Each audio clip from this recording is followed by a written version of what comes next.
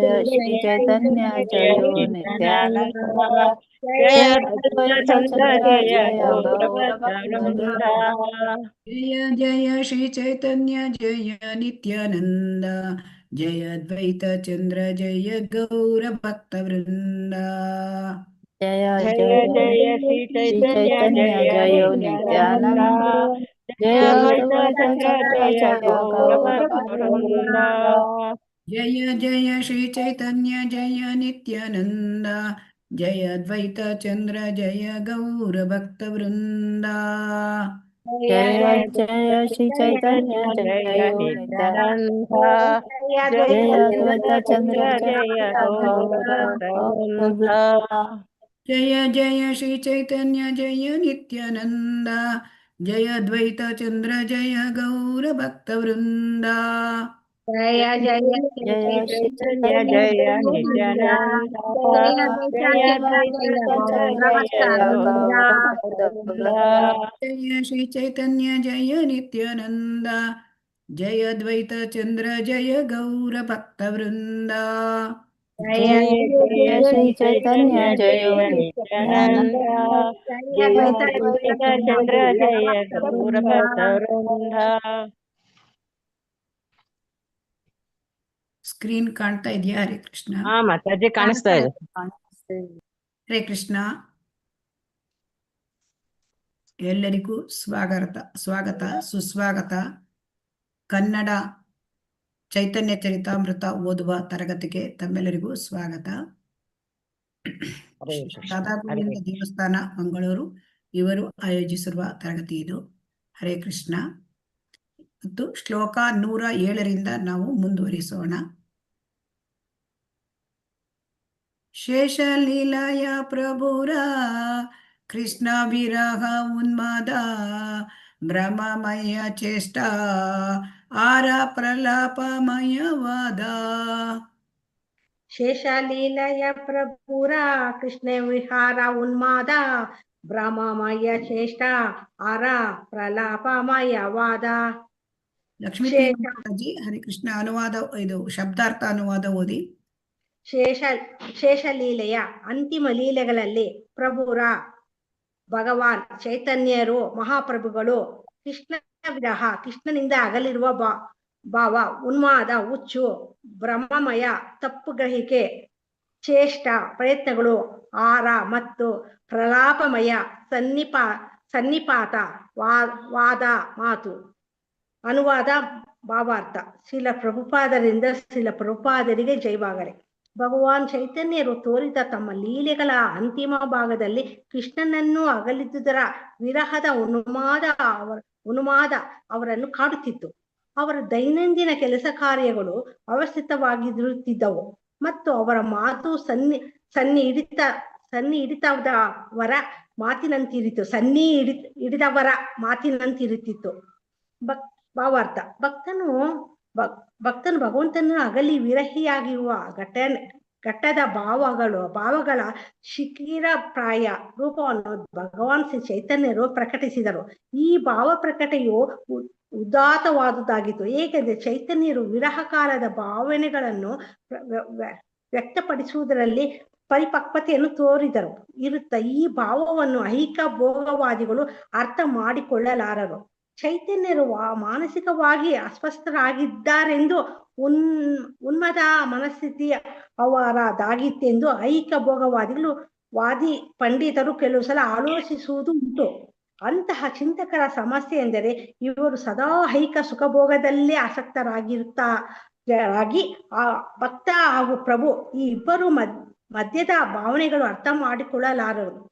ಐಹಿಕ ಭೋಗವಾದಿಗಳು ವೈಚಾರಿಕವಾಗಿ ಅಸಹ್ಯ ಹುಟ್ಟಿಸುವಂತಹ ಜನ. ನೇರವಾಗಿ ಅನುಭವಕ್ಕೆ ದಕ್ಕುವಂತಹ ವಸ್ತುಗಳನ್ನು ತಮ್ಮ ಇಂದ್ರಿಯಗಳಿಂದ ಈ ಜನ ಭೋಗಿಸಬಲ್ಲರು. ಆದ್ದರಿಂದ ಚೈತನ್ಯದ ಲೋಕೋತ್ತರ ಲಕ್ಷಣಗಳ ವಿಚಾರದಲ್ಲೂ ಅದೇ ರೀತಿ ನಡೆಯಬಹುದೆಂದು ಈ ಜನರ ಆಲೋಚನೆ. ಆದರೆ ಸ್ವರೂಪ ದಾಮೋದರಿಂದ ಮೊದಲು ಮಾಡಿಕೊಂಡು ಇತರ ಗೋಸ್ವಾಮಿಗಳು ರಚಿಸಿಕೊಂಡಿರುವ ತತ್ವಗಳ ಹಿನ್ನೆಲೆಯಲ್ಲಿ ಮಾತ್ರ ಚೈತನ್ಯರ ಅರ್ಥಕ್ಕೆ ದಕ್ಕಬಲ್ಲರೇ ವಿನಃ ಅನ್ಯತಾ ಅಲ್ಲ. ಭಕ್ತರಿಂದ ಕರೆಸಿಕೊಳ್ಳುವ ಒಂದು ವರ್ಗಕ್ಕೆ ಸೇರಿದ ನದಿಯ ನಾಗರಿಕರುಗಳಂತಹ ಜನರ ತತ್ವಗಳನ್ನು ಸ್ವರೂಪ ದಾಮೋದರ ಅಥವಾ 6 ಜನ ಗೋಸ್ವಾಮಿಗಳಂತಹ ಪ್ರಮಾಣಭೂತರು ಎಂದಿಗೂ ಬೋಧಿಸುವುದಿಲ್ಲ. ಗೌರಾಂಗ ನಾಗರಿಕಗಳ ಕಲ್ಪನೆ ಬರಿಯ ಮಾನಸಿಕ ಊಹಾಪೋಹಗಳಷ್ಟೇ ಆಗಿವೆ. ಅಷ್ಟೇ ಅಲ್ಲ, ಅವರು ಸಂಪೂರ್ಣವಾಗಿ ಮನೋ ಸಾಮ್ರಾಜ್ಯದಲ್ಲೇ ನೆಲೆ ಊರಿದವರಾಗಿದ್ದಾರೆ. ಹರೇ ಕೃಷ್ಣ, ಧನ್ಯವಾದಗಳು. ಹರೇ ಕೃಷ್ಣ. ಹರೇ ಕೃಷ್ಣ. ಇಲ್ಲಿ ಏನು ಬರೆದಿದ್ದಾರೆ ನೋಡೋಣ.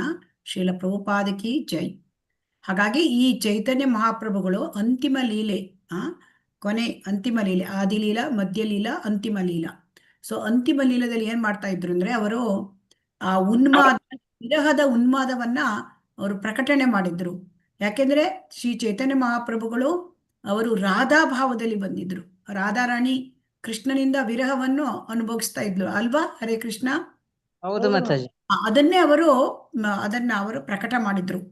ಆಮೇಲೆ ಅವರು ಏನೇನ್ ಕೆಲಸ ಮಾಡ್ತಿದ್ರು ದಿನನಿತ್ಯ ಅವರೆಲ್ಲ ಅವ್ಯವಸ್ಥಿತವಾಗಿರ್ತಿತ್ತಂತೆ. ಅವರ ಮಾತು ನೋಡಿದ್ರೆ ಹುಚ್ಚಿಡ್ದವ್ರ ತರ ಮಾತಾಡ್ತಿದ್ರಂತೆ. ಇದು ಈ ವಿರಹ ಭಾವದ ಉತ್ತುಂಗ ಶಿಖರ. ಅಂದ್ರೆ ಹೆಚ್ಚು ವಿರಹ ಭಾವ ಆದಾಗ ಯಾವ ರೀತಿ ಪ್ರಕಟ ಮಾಡ್ತಾರೆ ಆ ರಾಧಾರಾಣಿ, ಆ ರೀತಿ ಭಾವ ಪ್ರಕಟ ಮಾಡಿದ್ರಂತೆ ಅವರು. ಅದೇ ಪರಿಪಕ್ವತೆ ಅಂತ ಹೇಳ್ತಾರೆ, ಫುಲ್ ಪರ್ಫೆಕ್ಷನ್. ಅಷ್ಟು ವಿರಹ ಭಾವದಲ್ಲಿ ಉತ್ತುಂಗ ಶಿಖರಕ್ಕೆ ಅವರು ಏರಿದ್ದರು.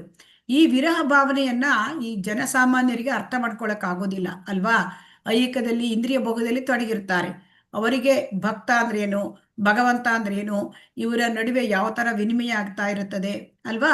ಇದನ್ನ ಅರ್ಥ ಮಾಡ್ಕೊಳಕ್ಕಾಗತ್ತಾ ಈ ಭೌತಿಕದಲ್ಲಿ ಭೋಗದವರಿಗೆ? ಇಲ್ಲ ಮಾತಾಜಿ. ಇಲ್ಲ. ಭಗವಂತನನ್ನ ಅರ್ಥ ಮಾಡ್ಕೊಳ್ಬೇಕು ಅಂದ್ರೆ ಕಡಿಮೆ ಅಂದ್ರೆ ನಮ್ಗೆ ಸತ್ವಗುಣಕ್ಕಾದ್ರೂ ನಾವು ಬರಬೇಕು. ಸತ್ವಗುಣದಲ್ಲಿ ನಾನು ನೆಲೆ ಇರಬೇಕು. ಆದ್ರೆ ಇಂದ್ರಿಯ ಭೋಗದಲ್ಲಿ ಅದರಲ್ಲಿ ತೊಡಗಿದ್ದವರು ಅವರು ರಜೋಗುಣದಲ್ಲಿ ಹೆಚ್ಚು ಪ್ರವೃತ್ತರಾಗಿರ್ತಾರೆ ಅಲ್ವಾ? ಸೊ ಹಾಗಾಗಿ ರಜೋಗುಣ, ತಮೋಗುಣ, ಈ ಸತ್ವಗುಣ ಇದ್ರೂ ಸ್ವಲ್ಪ ಪ್ರಮಾಣದಲ್ಲಿ ಸಾಧ್ಯ ಆಗುದಿಲ್ಲ.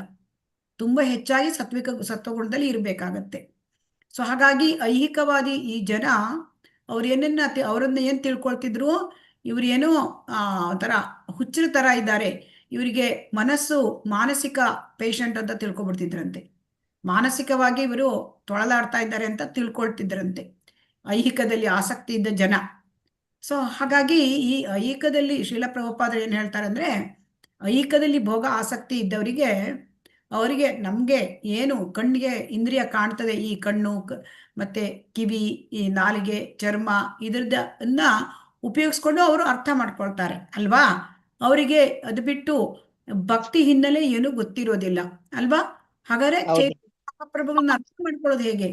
ಅವರು ಯಾಕೆ ಈ ರೀತಿ ವಿರಹ ಭಾವನೆ ವ್ಯಕ್ತಪಡಿಸಿದ್ರು? ಇದನ್ನೆಲ್ಲ ಹೇಗೆ ಅರ್ಥ ಮಾಡ್ಕೊಳ್ಳೋದು ಅಂತ ನಮಗೆ ಶ್ರೀಲ ಪ್ರಭುಪಾದರು ಹೇಳ್ತಾರೆ. ಈಗ ಸ್ವರೂಪ ದಾಮೋದರರು, ನಾವು ಸ್ವರೂಪ ದಾಮೋದರ ಬಗ್ಗೆ ಹಿಂದಿನ ಶ್ಲೋಕದಲ್ಲಿ ತಿಳ್ಕೊಂಡಿದ್ದೇವೆ. ಆ ಸ್ವರೂಪ ದಾಮೋದರರು ಅವರ ಅಂತರಂಗ ಇವರು ಅಂದ್ರೆ ಅಸೋಸಿಯೇಟ್. ಅವರು ಮತ್ತೆ ಇತರ ಗೋಸ್ವಾಮಿಗಳು ಅವರು ಏನು ನಮಗೆ ಹೇಳಿದ್ದಾರೆ ಅದರಿಂದ ಆ ತತ್ವಗಳು, ಅದರ ಮೂಲಕ ನಾವು ಚೈತನ್ಯ ಮಹಾಪ್ರಭುಗಳ ಅವರ ಒಂದು ವರ್ತನೆ, ಅವ್ರು ಯಾಕೆ ಈ ತರ ಮಾಡಿದ್ರು, ಈ ತರನೆಲ್ಲ ಅರ್ಥ ಮಾಡ್ಕೊಳ್ಳೋದೇ ಹೊರತು ನಾವು ಬೇರೆ ರೀತಿಯಿಂದ ಅವರನ್ನ ಅರ್ಥ ಮಾಡ್ಕೊಳ್ಳಿಕ್ಕೆ ಸಾಧ್ಯ ಇಲ್ಲ. ಇಲ್ಲದಿದ್ದರೆ ನಾವೇನ್ ಮಾಡ್ಬಿಡ್ತೇವೆ, ಈ ಗೌರಿ ನದಿಯ ನಾಗರಿ ಅಂತಂದ್ರೆ ಯಾವ ತರ ಜನ ಅಂದ್ರೆ, ಅವರು ಭಕ್ತರು, ಸೋಕಾಳ್ ಭಕ್ತರ ತರ ಬಿಹೇವ್ ಮಾಡ್ತಾರೆ. ಅವರು ನಿಜವಾಗಿ ಭಕ್ತರಾಗಿರೋದಿಲ್ಲ, ಅವರು ಅಪಸಂಪ್ರದಾಯ. ಅಂದ್ರೆ ಈ ಚೈತನ್ಯ ಮಹಾಪ್ರಭುಗಳು ಸನ್ಯಾಸಿ, ಅವರು ಪ್ರೀಚಿಂಗ್ ಮಾಡ್ಲಿಕ್ಕೆ ಬಂದಿದ್ದಾರೆ. ಈ ವಿಚಾರಗಳನ್ನ ಅವರು ತಗೊಳ್ಳೋದಿಲ್ಲಂತೆ. ಅವರು ಚೈತನ್ಯ ಮಹಾಪ್ರಭುಗಳನ್ನ ಪರಮ ಭೋಕ್ತೃವಾಗಿ ನೋಡ್ತಾರಂತೆ ಅಷ್ಟೇ. ಅಂದ್ರೆ ಈಗ ಅವರನ್ನ ಸನ್ಯಾಸಿ, ಪ್ರೀಚರ್ ಈ ಭಾವನೆಯನ್ನ ನೋಡೋದಿಲ್ಲ, ಭಾವನಾತ್ಮಕವಾದ ರೀತಿಯಲ್ಲಿ ಅವರನ್ನ ನೋಡ್ತಾರೆ. ಸೊ ಹಾಗಾಗಿ ಅವರು ರಾಸ ಆಭಾಸ ಮಾಡ್ಕೊಳ್ತಾರೆ. ಸೊ ಅವರು ತರ ಸಹಜೀಯರ ತರನೇ. ಸೊ ಹಾಗಾಗಿ ಆ ತರ ನಾವು ಭಗವಂತನನ್ನ ಅರ್ಥ ಮಾಡ್ಕೊಳ್ಳಿಕ್ಕೆ ಸಾಧ್ಯ ಇಲ್ಲ. ನಾವೇನ್ ಮಾಡ್ಬೇಕು, ನಾವು ಗೋಸ್ವಾಮಿಗಳು ಅಥವಾ ನಮಗೆ ಸ್ವರೂಪ ದಾಮೋದರ ಗೋಸ್ವಾಮಿ ಅವರೆಲ್ಲ ಹೇಗೆ ಪ್ರೀಚ್ ಮಾಡಿ ಅವರು ಹೇಳಿದ್ದಾರೆ ತತ್ವನ,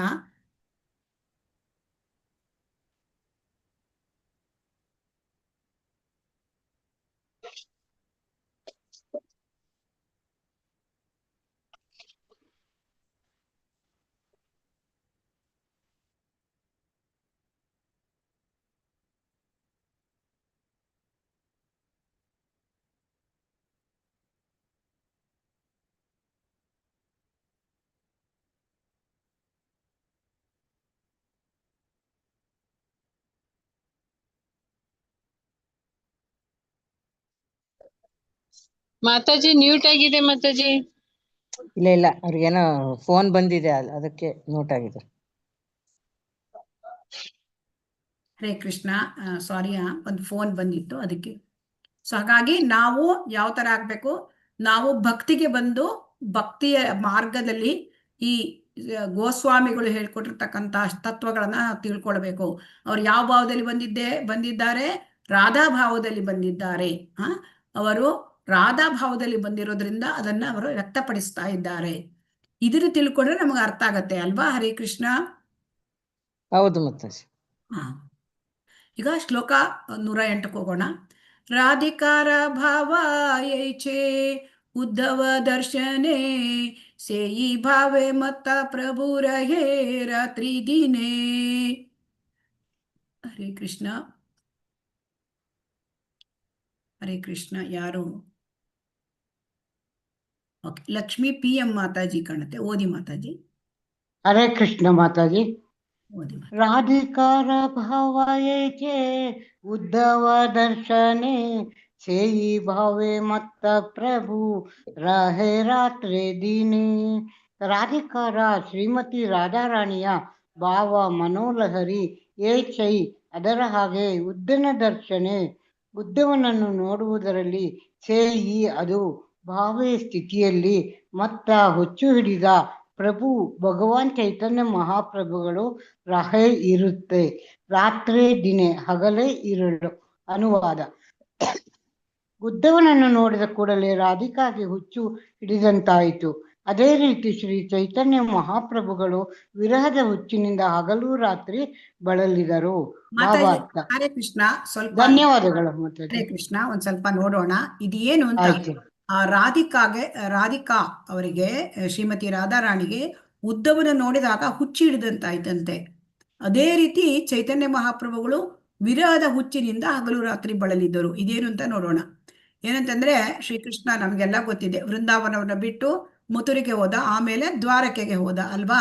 ಸೊ ಒಂದ್ ದಿವಸ ಕೃಷ್ಣ ಏನ್ ಮಾಡ್ದ ಅಂದ್ರೆ, ತನ್ನ ಆಪ್ತ ಮಿತ್ರ ಈ ಉದ್ದವ ಅವನ್ನ ತಗೊಂಡು ಕ್ಷೇಮ ಸಮಾಚಾರ ಕೇಳಲಿಕ್ಕೆ ನೀನು ಹೋಗು, ಅಲ್ಲಿ ತಂದೆ ತಾಯಿ ಮತ್ತೆ ಎಲ್ಲ ಗೋಪಿಕೆಯರಿದ್ದಾರೆ, ಗೋಪ ಬಾಲಕರಿದ್ದಾರೆ, ಅವ್ರ ಜೊತೆ ಅವರಿಗೆಲ್ಲ ಅಗಲಿಕೆ ಉಂಟಾಗಿದೆ ನನ್ನನ್ನು ನೋಡಿ, ನೀನು ಅಲ್ಲಿ ಹೋಗಿ ಅವರ ದುಃಖವನ್ನ ನೀನು ಹೋಗಲಾಡಿಸ್ಬೇಕು. ಹರೇ ಕೃಷ್ಣ. ದಯವಿಟ್ಟು ಎಲ್ಲರೂ ಮ್ಯೂಟ್ ಮಾಡ್ಕೊಳ್ಳಿ. ಹರೇ ಕೃಷ್ಣ.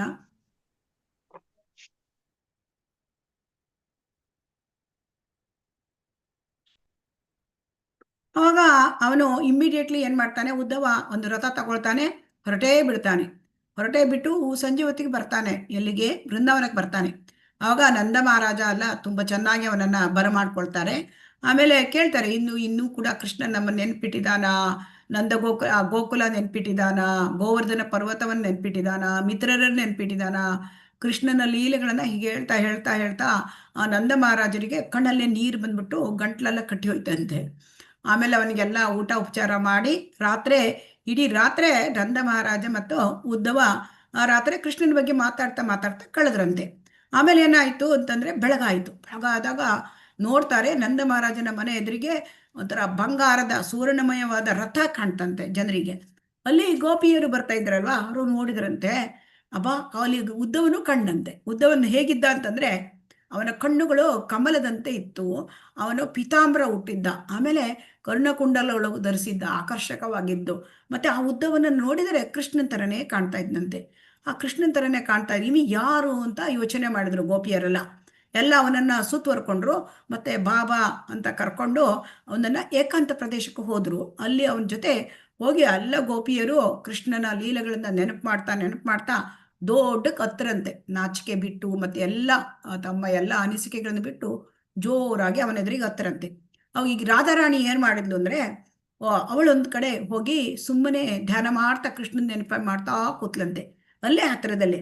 ಆಮೇಲೆ ಅವಳ ಎದುರಿಗೆ ಒಂದು ಇದು ಭ್ರಮರ ಅಂತಂದ್ರೆ ಈ ದುಂಬಿ, ಆ ದುಂಬಿ ಬಂತು. ಆ ದುಂಬಿ ಅದು ಕೃಷ್ಣನಿಂದ ಸಂದೇಶ ತಂದಿದೆ ಅಂತ ಅವಳು ಕಲ್ಪನೆ ಮಾಡ್ಕೊಂಡು ಅವಳು ಏನ್ ಮಾಡ್ತಾಳೆ, ಆ ದುಂಬಿ ಜೊತೆಗೆ ಮಾತಾಡ್ತಾಳೆ. ಅದೇ ಭ್ರಮರಗೀತೆ. ನೀವು ಕೇಳಿರ್ಬಹುದಲ್ವಾ ಭ್ರಮರಗೀತೆ ಅಂತ? ಕೇಳಿದೀರಾ? ಹರೇ ಕೃಷ್ಣ. ಕೇಳಿದೀರಾ? ಹರೇ ಕೃಷ್ಣ. ಭ್ರಮರಗೀತೆ ಅಂತ ಹೇಳಿದೀವಿ ಅವಾಗ ಏನಾಯ್ತು ಅಂತಂದ್ರೆ ಆ ದುಂಬಿ ಎಲ್ಲ ಏನ್ ಮಾಡುತ್ತೆ, ಒಂದು ದುಂಬಿ ಏನ್ ಮಾಡುತ್ತೆ, ಒಂದು ಹೂವಿನ ಒಂದು ಹೂವಿಗೆ ಹಾರಿ ಅದು ಮಧುವನ್ನ ಶೇಖರ ಮಾಡುತ್ತೆ ಅಲ್ವಾ. ಸೊ ಹಾಗೆ ಅವಳು ದುಂಬಿಯನ್ನ ಕೃಷ್ಣನಿಗೆ ಹೋಲಿಸ್ತಾಳೆ. ಈ ಗೋಪಿಕೆಯರನ್ನ ತೊರೆದು ಬೇರೆ ಹೆಂಗಸರ ಜೊತೆ ಒಲವು ಬೆಳೆಸಿದ್ದಾನೆ ಈ ಕೃಷ್ಣ. ಸೊ ಹಾಗಾಗಿ ಕೃಷ್ಣನನ್ನ ನಿಂದಿಸುತ್ತಾ ಆ ಭ್ರಮರಗೀತೆಯಲ್ಲಿ ಹೇಳ್ತಾಳೆ. ಪರೋಕ್ಷವಾಗಿ ಕೃಷ್ಣನನ್ನ ನಿಂದನೆ ಮಾಡ್ತಾಳೆ.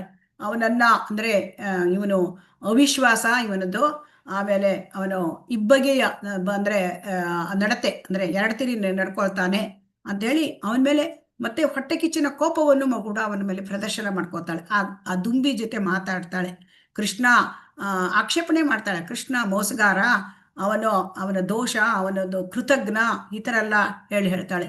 ಅವನಿಗೋಸ್ಕರ ನಾವು ಗಂಡ ಮಕ್ಕಳು ಬಂಧು ಬಳಗ ಎಲ್ಲ ಬಿಟ್ಟು ಗೋಪಿಯರು ನಾವಿಲ್ಲಿ ಬಂದ್ರೆ ಅವನೇ ನಮ್ಮನ್ನು ಬಿಟ್ಟು ಹೊರಟು ಹೋಗಿದ್ದಾನೆ ಅಂತ ಹೇಳಿ ಅವಳು ಯೋಚನೆ ಅಂದ್ರೆ ಅವ್ರ ಹತ್ರ ಅವನನ್ನ ದೂಷಿಸಿ ಮಾತಾಡ್ತಾಳೆ. ಆದ್ರೆ ಹೇಳ್ತಾಳೆ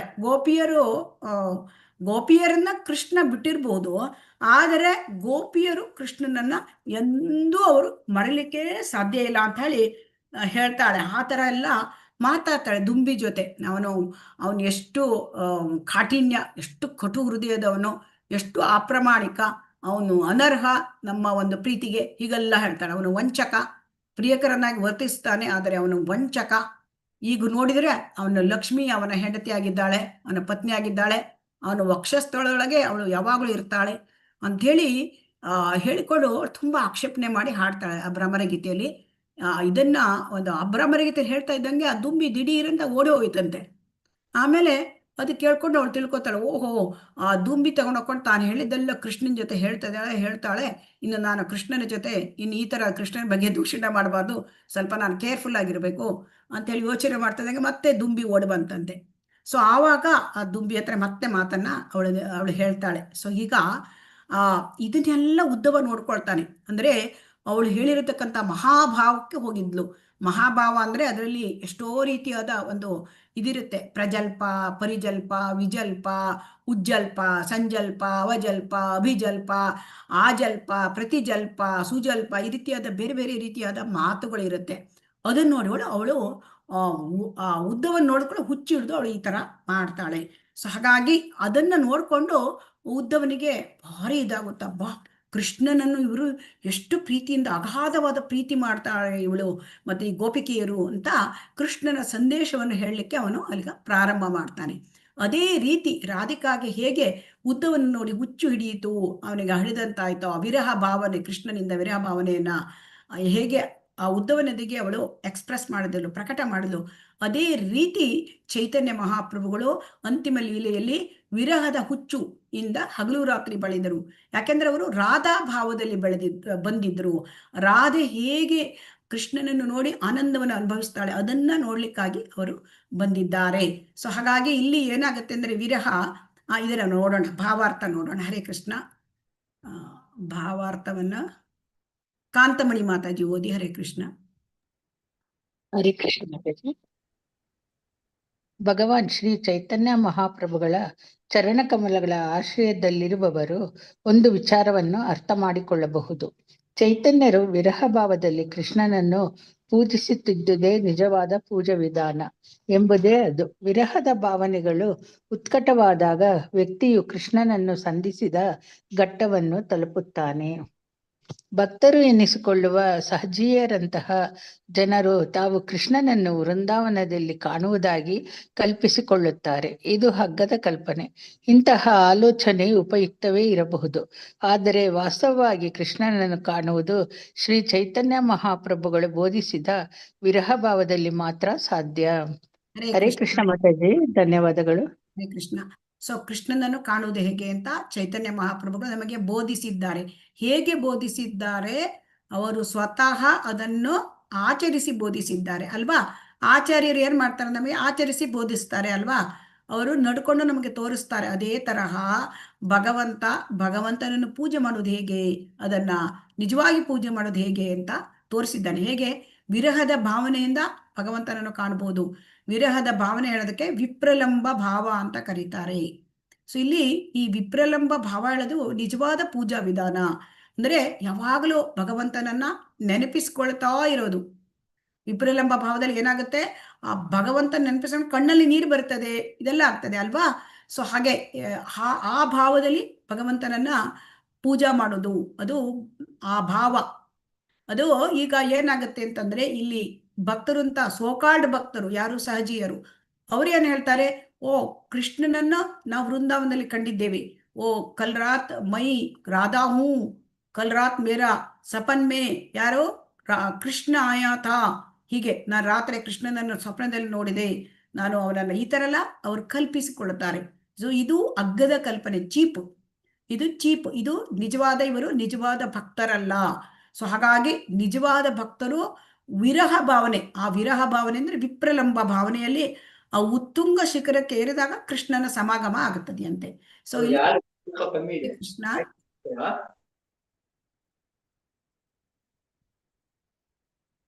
ಹರೇ ಕೃಷ್ಣ. ಉತ್ತುಂಗದ ಭಾವನೆಯಲ್ಲಿ ವಿರಹ, ಭಗವಂತನಿಂದ ವಿರಹವಾಗಿ, ಈಗ ನಾವು ಕೂಡ ಭಗವಂತನಿಂದ ವಿರಹದಲ್ಲಿ ಇರಬೇಕು ಅಲ್ವಾ. ಹರೇ ಕೃಷ್ಣ. ನಮ್ಗೆ ಈ ಕೃಷ್ಣ ಕಾಣ್ತಾನ? ಕಾಣಲ್ಲ ಮಾತಾಜಿ. ಸೊ ನಾವು ಕೂಡ ಆ ವಿರಹ ಭಾವನೆಯಲ್ಲಿ ಭಗವಂತನನ್ನ ಪೂಜಿಸ್ಬೇಕು ಅಂತ, ಇದು ಈ ಗೌಡೀಯ ವೈಷ್ಣವರ ಒಂದು ತತ್ವ. ಇದನ್ನೇ ಎಲ್ಲ ನಮ್ಮ ಗೋಸ್ವಾಮಿಗಳು ಕೂಡ ಇದನ್ನೇ ಬೋಧಿಸುವುದು. ಅಂದ್ರೆ ವಿರಹ ಭಾವನೆಯಲ್ಲಿ ಉತ್ತುಂಗಕ್ಕೆ ಇರುವುದು, ವಿರಹ ಭಾವನೆಯಲ್ಲಿ ನಾವು ಭಾವ ಸ್ಟೇಜ್ಗೆ ತಲುಪಬೇಕಂತ. ಆಗ ಅಂದ್ರೆ ನಾವೀಗ ಹರೇ ಕೃಷ್ಣ ಮಂತ್ರ ಹೇಳ್ತಾ ಹೇಳ್ತಾ ಕಣ್ಣಲ್ಲಿ ನಮಗೆ ನೀರು ಬರಬೇಕು, ಭಾವ, ವಿರಹ ಭಾವ. ಸೊ ಹಾಗೆ ಅದನ್ನ ಇದು ನಿಜವಾದ ಪೂಜಾ ವಿಧಾನ ಅಂತ ತಿಳಿಸಿದ್ದಾರೆ ನಮಗೆ ಚೈತನ್ಯ ಮಹಾಪ್ರಭುಗಳು. ಹೇಗೆ ತಿಳಿಸಿದ್ದಾರೆ ಅವರು ಅದನ್ನ ಪ್ರಾಕ್ಟಿಕಲಿ ಮಾಡಿ ತೋರಿಸಿದ್ದಾರೆ. ಶ್ಲೋಕ 109 ಹೋಗೋಣ. ರಾತ್ರೆ ಪ್ರಲಾಪ ಕರೆ ಸ್ವರೂಪೇರ ಕಣ್ಣ ಕಂಠಾಧರಿ ಆವೇಶೆ ಆಪಾನ ಭಾವ ಕಹೆಯೇ ಉಗಾಡಿ. ಹರೇ ಕೃಷ್ಣ.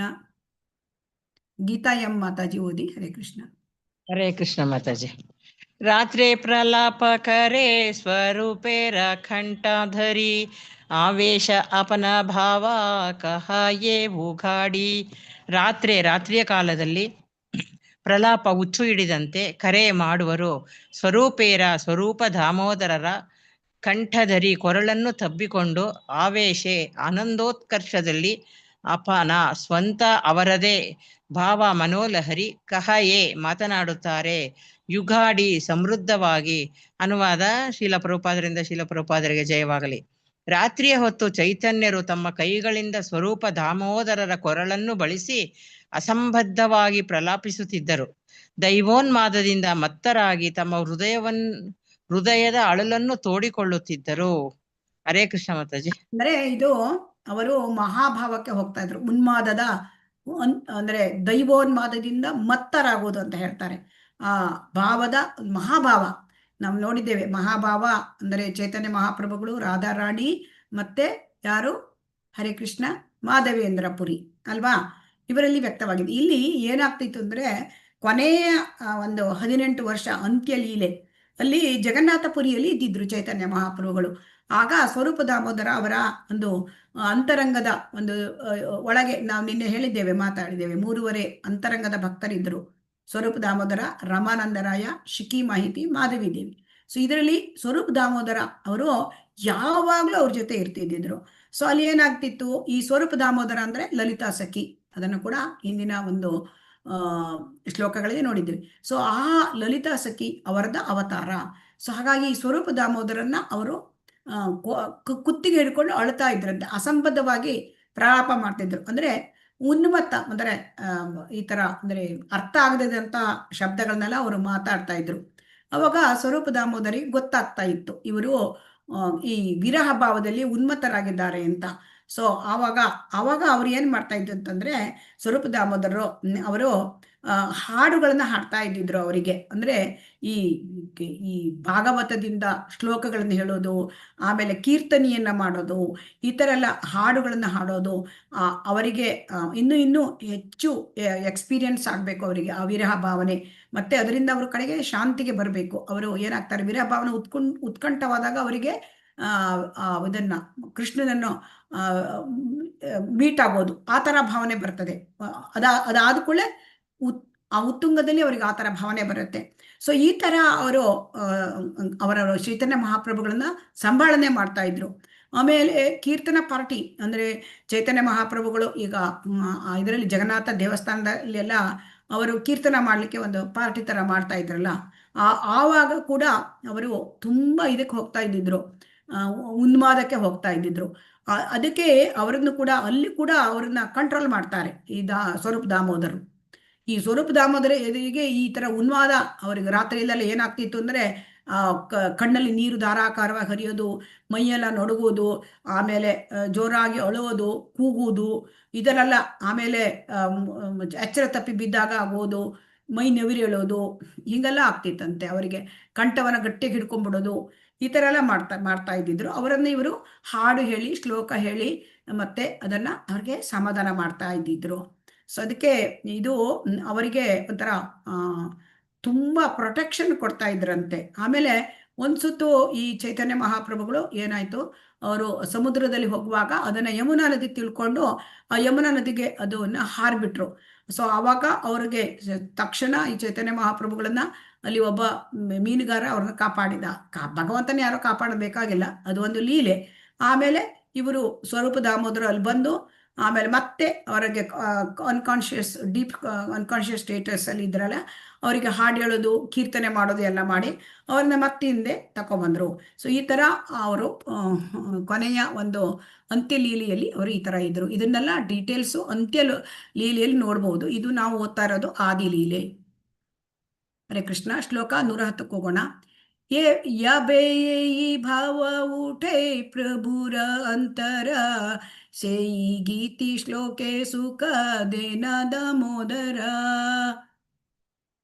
ಗಾಯತ್ರಿ ಯಾರು ಮಾತಾಜಿ ಓದಿ. ಹರೇ ಕೃಷ್ಣ. ಹರೇ ಕೃಷ್ಣ ಮಾತಾಜಿ. ಏ ಬೇ ಭಾವ ಊಟೆ ಪ್ರಭುರ ಅಂತರ ಸೇಯಿ ಗೀತೆ ಶ್ಲೋಕೆ ಸುಖ ದೇನ ದಾಮೋದರ. ಯಬೆ ಯಾವಾಗ, ಇದು ಅದು, ಭಾವ ಮನೋಲಹರಿ, ಉಟೆ ಉದ್ಭವಿಸಿದಾಗ, ಪ್ರಭುರ ಭಗವಾನ್ ಚೈತನ್ಯ ಮಹಾಪ್ರಭುಗಳ ಅಂತರ ಹೃದಯದಲ್ಲಿ, ಸೇಯಿ ಅದು, ಗೀತಿ ಹಾಡಿನಿಂದ, ಶ್ಲೋಕೆ ಅಥವಾ ಶ್ಲೋಕ, ಸುಖ ನಲಿವು, ದೇನ ಕೊಡುತ್ತಾರೆ, ದಾಮೋದರ ಸ್ವರೂಪ ದಾಮೋದರರು. ಅನುವಾದ ಶ್ರೀಲ ಪ್ರಭುಪಾದರಿಂದ ಶ್ರೀಲ ಪ್ರಭುಪಾದರಿಗೆ ಜಯವಾಗಲಿ. ಚೈತನ್ಯರ ಮನಸ್ಸಿನಲ್ಲಿ ಒಂದು ನಿರ್ದಿಷ್ಟ ಭಾವಲಹರಿಯು ಉದಯಿಸಿದಾಗ ಒಂದು ಹಾಡನ್ನು ಹಾಡಿಯೋ ಇಲ್ಲವೇ ಭಗವತ್ ಸಂಬಂಧಿ ಶ್ಲೋಕವನ್ನು ಹೇಳಿಯೋ ಸ್ವರೂಪ ದಾಮೋದರರು ಅವರನ್ನು ಸಮಾಧಾನ ಪಡಿಸುತ್ತಿದ್ದರು. ಹರೇ ಕೃಷ್ಣ ಮಾತಾಜಿ, ಧನ್ಯವಾದಗಳು. ಅಂದರೆ ಅವರು ಭಾವದ ಉನ್ಮಾದಕ್ಕೆ ಹೋದಾಗ ಅವರಿಗೆ ಸಮಾಧಾನ ಮಾಡ್ತಾ ಇದ್ದಿದ್ದು ಸ್ವರೂಪ ದಾಮೋದರು.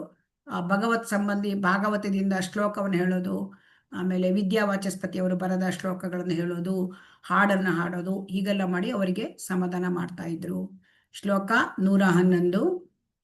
ಯೇ ಬೇಕಾರ್ಯ ನಹಿ ಕಿಚು ಯೇ ಸಬ ವಿಚಾರೆ ಆಗೆ ಇಹ ವಿವರಿಬ ಕರಿಯ ವಿಸ್ತಾರೆ. ಹರೇ ಕೃಷ್ಣ. ಉಮಾ ವೆಂಕಟೇಶ್ ಮಾತಾಜಿ ಹರೇ ಕೃಷ್ಣ ಓದಿ. ಹರೇ ಕೃಷ್ಣ. ಓಕೆ. ರೇಖಾ ಮಾತಾಜಿ ಓದಿ. ಹರೇ ಕೃಷ್ಣ. ಹರೇ ಕೃಷ್ಣ ಮಾತಾಜಿ. ಮಾತಾಜಿ ಹರೇ ಕೃಷ್ಣ. ಓದಿ ಓದಿ ಮಾತಾಜಿ. ಮಾತಾಜಿ. ಇಲ್ಲಿದೆಯಲ್ಲ, ಕಾಣ್ತಾ ಇದೆಯಲ್ಲ, ಏ ಬೇಕಾರ್ಯ ಕಿಚು ಯೇ ಸಬ ವಿಚಾರೆ ಆಗೆ ಹಿಯ ವಿವರಿಬ ಕರಿಯ ವಿಸ್ತಾರೆ. ಏಬೆ ಈಗ, ಕಾರ್ಯ ಕೆಲಸ, ನಾಹಿ ಇಲ್ಲ, ಕಿಚು ಯಾವುದೇ, ಸಭಾ ಈ ಎಲ್ಲ ವಿಚಾರೆ ಪರಿಗಣಿತ ವಿಷಯಗಳಲ್ಲಿ, ಹಾಗೆ ಮುಂದೆ, ಇಹ ಈ ವಿವರವಾಗಿ ಹೇಳುತ್ತೇನೆ, ಕರಿಯ ಮಾಡುವುದು, ವಿಸ್ತಾರೆ ಪೂರ್ಣ ವಿವರಗಳೊಂದಿಗೆ. ಅನುವಾದ: ಈ ಎಲ್ಲಾ ಲೀಲೆಗಳು ವಿಶ್ಲೇಷಣೆಯಲ್ಲಿ ಈಗ ಮಾಡುವುದರ ಅಗತ್ಯವಿಲ್ಲ, ಮುಂದೆ ನಾನು ಅವುಗಳನ್ನು ಸವಿಸ್ತಾರವಾಗಿ ವಿವರಿಸುತ್ತೇನೆ. ಹರೇ ಕೃಷ್ಣ ಮಾತಾಜಿ, ಧನ್ಯವಾದಗಳು. ಹರೇ ಕೃಷ್ಣ. ಈ ಲೀಲೆ ಅಂತ್ಯ ಲೀಲೆಯಲ್ಲಿ ಬರ್ತದೆ. ಸೊ ಅದನ್ನ ಈಗ ಮಾಡುವ ಅಗತ್ಯ ಇಲ್ಲ, ಮುಂದೆ ಅದನ್ನ ಸವಿಸ್ತಾರವಾಗಿ ನಾವು ನೋಡಬಹುದು. ಅಂತ ಇಲ್ಲಿ ಕೃಷ್ಣದಾಸ ಕವಿರಾಜ ಗೋಸ್ವಾಮಿ ಅವರು ಹೇಳ್ತಾ ಇದ್ದಾರೆ. ಶ್ಲೋಕ 112 ಹೋಗೋಣ. ಪೂರ್ವೇ ವ್ರಜೆ ಕೃಷ್ಣೇರ ತ್ರಿವಿಧ ವಯೋಧರ್ಮ ಕೌಮಾರ ಪೌಗಂಡ ಆರ ಕೈಶೋರ ಅತಿ ಮರ್ಮ. ಹರೇ ಕೃಷ್ಣ ಮಾತಾಜಿ. ಮಾತಾಜಿ ಓದಿ. ಹರೇ ಕೃಷ್ಣ. ಶ್ಲೋಕ 112. ಪೂರ್ವೇ ವ್ರಜೆ ಕೃಷ್ಣೇರ ತ್ರಿವಿಧ ವಯೋಧರ್ಮ ಕೌಮಾರ ಪೌಗಂಡ ಆರ ಕೈಶೋರ ಅತಿ ಮರ್ಮ. ಪೂರ್ವೆ ಹಿಂದೆ ವ್ರಜದಲ್ಲಿ ಕೃಷ್ಣೇರ ಭಗವಾನ್ ಕೃಷ್ಣನ ತ್ರಿವಿಧ 3 ಬಗೆಯ ವಯ ಧರ್ಮ ವಯಸ್ಸಿನ ಲಕ್ಷಣಗಳು ಕೌಮಾರ ಶೈಶವ ಪೌಗಂಡ ಬಾಲ್ಯ ಆರ ಮತ್ತು ಕೈಶೋರ ಯೌವನ ಅತಿ ಮರ್ಮ ನಿಜಕ್ಕೂ ಮುಖ್ಯವಾದ. ಅನುವಾದ ಶ್ರೀಲ ಪ್ರಭುಪಾದರಿಗೆ ಜಯವಾಗಲಿ. ಹಿಂದೆ ವ್ರಜಭೂಮಿಯಲ್ಲಿ ಪ್ರಭು ಕೃಷ್ಣನು ಶೈಶವ ಬಾಲ್ಯ ಹಾಗೂ ಯೌವನಗಳೆಂಬ 3 ಬಗೆಯ ವಯೋಮಾನಗಳನ್ನು ದಾಟಿ ಬಂದನು. ಅವನ ಯೌವನದ ಕಾಲವು ವಿಶೇಷ ಮಹತ್ವದುಳ್ಳದಾಗಿದೆ. ಹರೇ ಕೃಷ್ಣ ಮಾತಾಜಿ, ಧನ್ಯವಾದಗಳು. ಕೃಷ್ಣ ಶ್ರೀಲ ಪ್ರಭುಪಾದ ಕಿ ಜೈ. ಇಲ್ಲಿ ಶೈಶವ ಬಾಲ್ಯ ಯೌವನ ಇದನ್ನು ಯಾರಾದ್ರೂ ಹೇಳ್ತೀರಾ? ಹರೇ ಕೃಷ್ಣ. ಹರೇ ಕೃಷ್ಣ. ಹರೇ ಕೃಷ್ಣ. ಶೈಶವ ಅಂದರೆ 5 ವರ್ಷ ತನಕ, ಬಾಲ್ಯ ಅಂದ್ರೆ 12 ವರ್ಷ ತನಕ, ಯೌವನ ಅಂದ್ರೆ 12ರಿಂದ 15, 16 ವರ್ಷ. ಹರೇ ಕೃಷ್ಣ. ಶ್ರೀಕೃಷ್ಣ ಅವನಿಗೆ ಯಾವತ್ತೂ ಕೃಷ್ಣನಿಗೆ ಈ ಕಾಲದ ಒಂದು ಪ್ರಭಾವ ಇಲ್ಲ ಅಲ್ವಾ? ನಾವು ಕೇಳಿದ್ದೇವೆ ಅಲ್ವಾ? ಕೃಷ್ಣನಿಗೆ ಕಾಲದ ಪ್ರಭಾವ ಇಲ್ಲ. ಅವನು ನವ ಯೌವನದಲ್ಲಿ ಇರ್ತಾನೆ. ಆದರೆ ಇಲ್ಲಿ ಲೀಲೆ ಮಾಡುವಾಗ ಕೃಷ್ಣ ಅವನು ದ್ವಾರಕೆಯಲ್ಲಿ ಅವನು ಲೀಲಾ ಬಂದಾಗ ಅವನೇನಾಗಿರುತ್ತೆ, ಶೈಶವ ಮಗುವಿನ ತರ ಕಾಣ್ತಾನೆ. ಸೊ ಶೈಶವ ಅಂದ್ರೆ ಅದು ಕೌಮಾರ ಅಂದ್ರೆ ಅಲ್ಲಿ 5 ವರ್ಷದ ಹುಟ್ಟಿನಿಂದ 5 ವರ್ಷದವರೆಗೆ ಕೌಮಾರ. ಆಮೇಲೆ ಬಾಲ್ಯ, ಈ ಬಾಲ್ಯ ಅಂದ್ರೆ ಅದಕ್ಕೆ ಪೌಗಂಡ ಅಂತಾನೂ ಕರೀತಾರೆ. ಈ ಬಾಲ್ಯದಲ್ಲಿ 6ರಿಂದ 11 ವರ್ಷದವರೆಗೆ. ಆಮೇಲೆ ಯೌವನ ಅಂದ್ರೆ ಇಲ್ಲಿ ಕೈಶೋರ ಅಂದ್ರೆ ಅಷ್ಟೇ ಯೌವನಕ್ಕೆ ಕಾಲಿಡೋದು, ಅದು 11ರಿಂದ 15 ವರ್ಷಗಳವರೆಗೆ ಅಂತ. ಸೊ ಅಲ್ಲಿ ಈ ಯೌವನದ ಕಾಲ ವಿಶೇಷವಾದ ಮಹತ್ವ ಉಳ್ಳದು. ಸೊ ಅವನು ಲೀಲೆಗಾಗಿ ಬಂದಾಗ ಈ 3 ವಯೋಮಾನಗಳನ್ನ ದಾಟಿ ಬಂದ. ಆಮೇಲೆ ಏನಾಗುತ್ತೆ, ಆ ಯೌವನದ ಕಾಲ ತುಂಬಾ ವಿಶೇಷವಾಗಿರುತ್ತೆ. ಯಾಕೆ ಅಂತ ನೋಡೋಣ. ಯೌವನ ಕಾಲ ಅಷ್ಟು ವಿಶೇಷ. ಆಮೇಲೆ ಇಲ್ಲಿ ಅವನಿಗೆ 16 ವರ್ಷ ಆದ್ಮೇಲೆ ಅದೇ ತರ ಇರ್ತಾನೆ, ಚೇಂಜೇ ಆಗೋದಿಲ್ಲ ಅಲ್ವಾ? ನವ ಯೌವನಂಚ ಅಂತ ನೋಡಿದ್ದೇವೆ ಅಲ್ವಾ? ಹರೇ ಕೃಷ್ಣ ಮಾತಾಜಿ. ಅವನಿಗೆ ಯಾವತ್ತೂ ವಯಸ್ಸಾಗುವುದಿಲ್ಲ, ಅಲ್ಲಿಗೆ ನಿಂತು ಬಿಡುತ್ತದೆ. ಯಾಕೆ? ಅವನು ಸಚ್ಚಿದಾನಂದ ವಿಗ್ರಹ. ಅವನಿಗೆ ಕಾಲದ ಪರಿಣಾಮ ಆಗೋದಿಲ್ಲ. ಶ್ಲೋಕ 113 ಹೋಗೋಣ. ವಾತ್ಸಲ್ಯಾವೇಶ ಕೈಲ ಕೌಮಾರ ಸಫಲ ಪೌಗಂಡ ಸಫಲ ಕೈಲ ಲಾನ್ಯ ಸಕಾವಲ.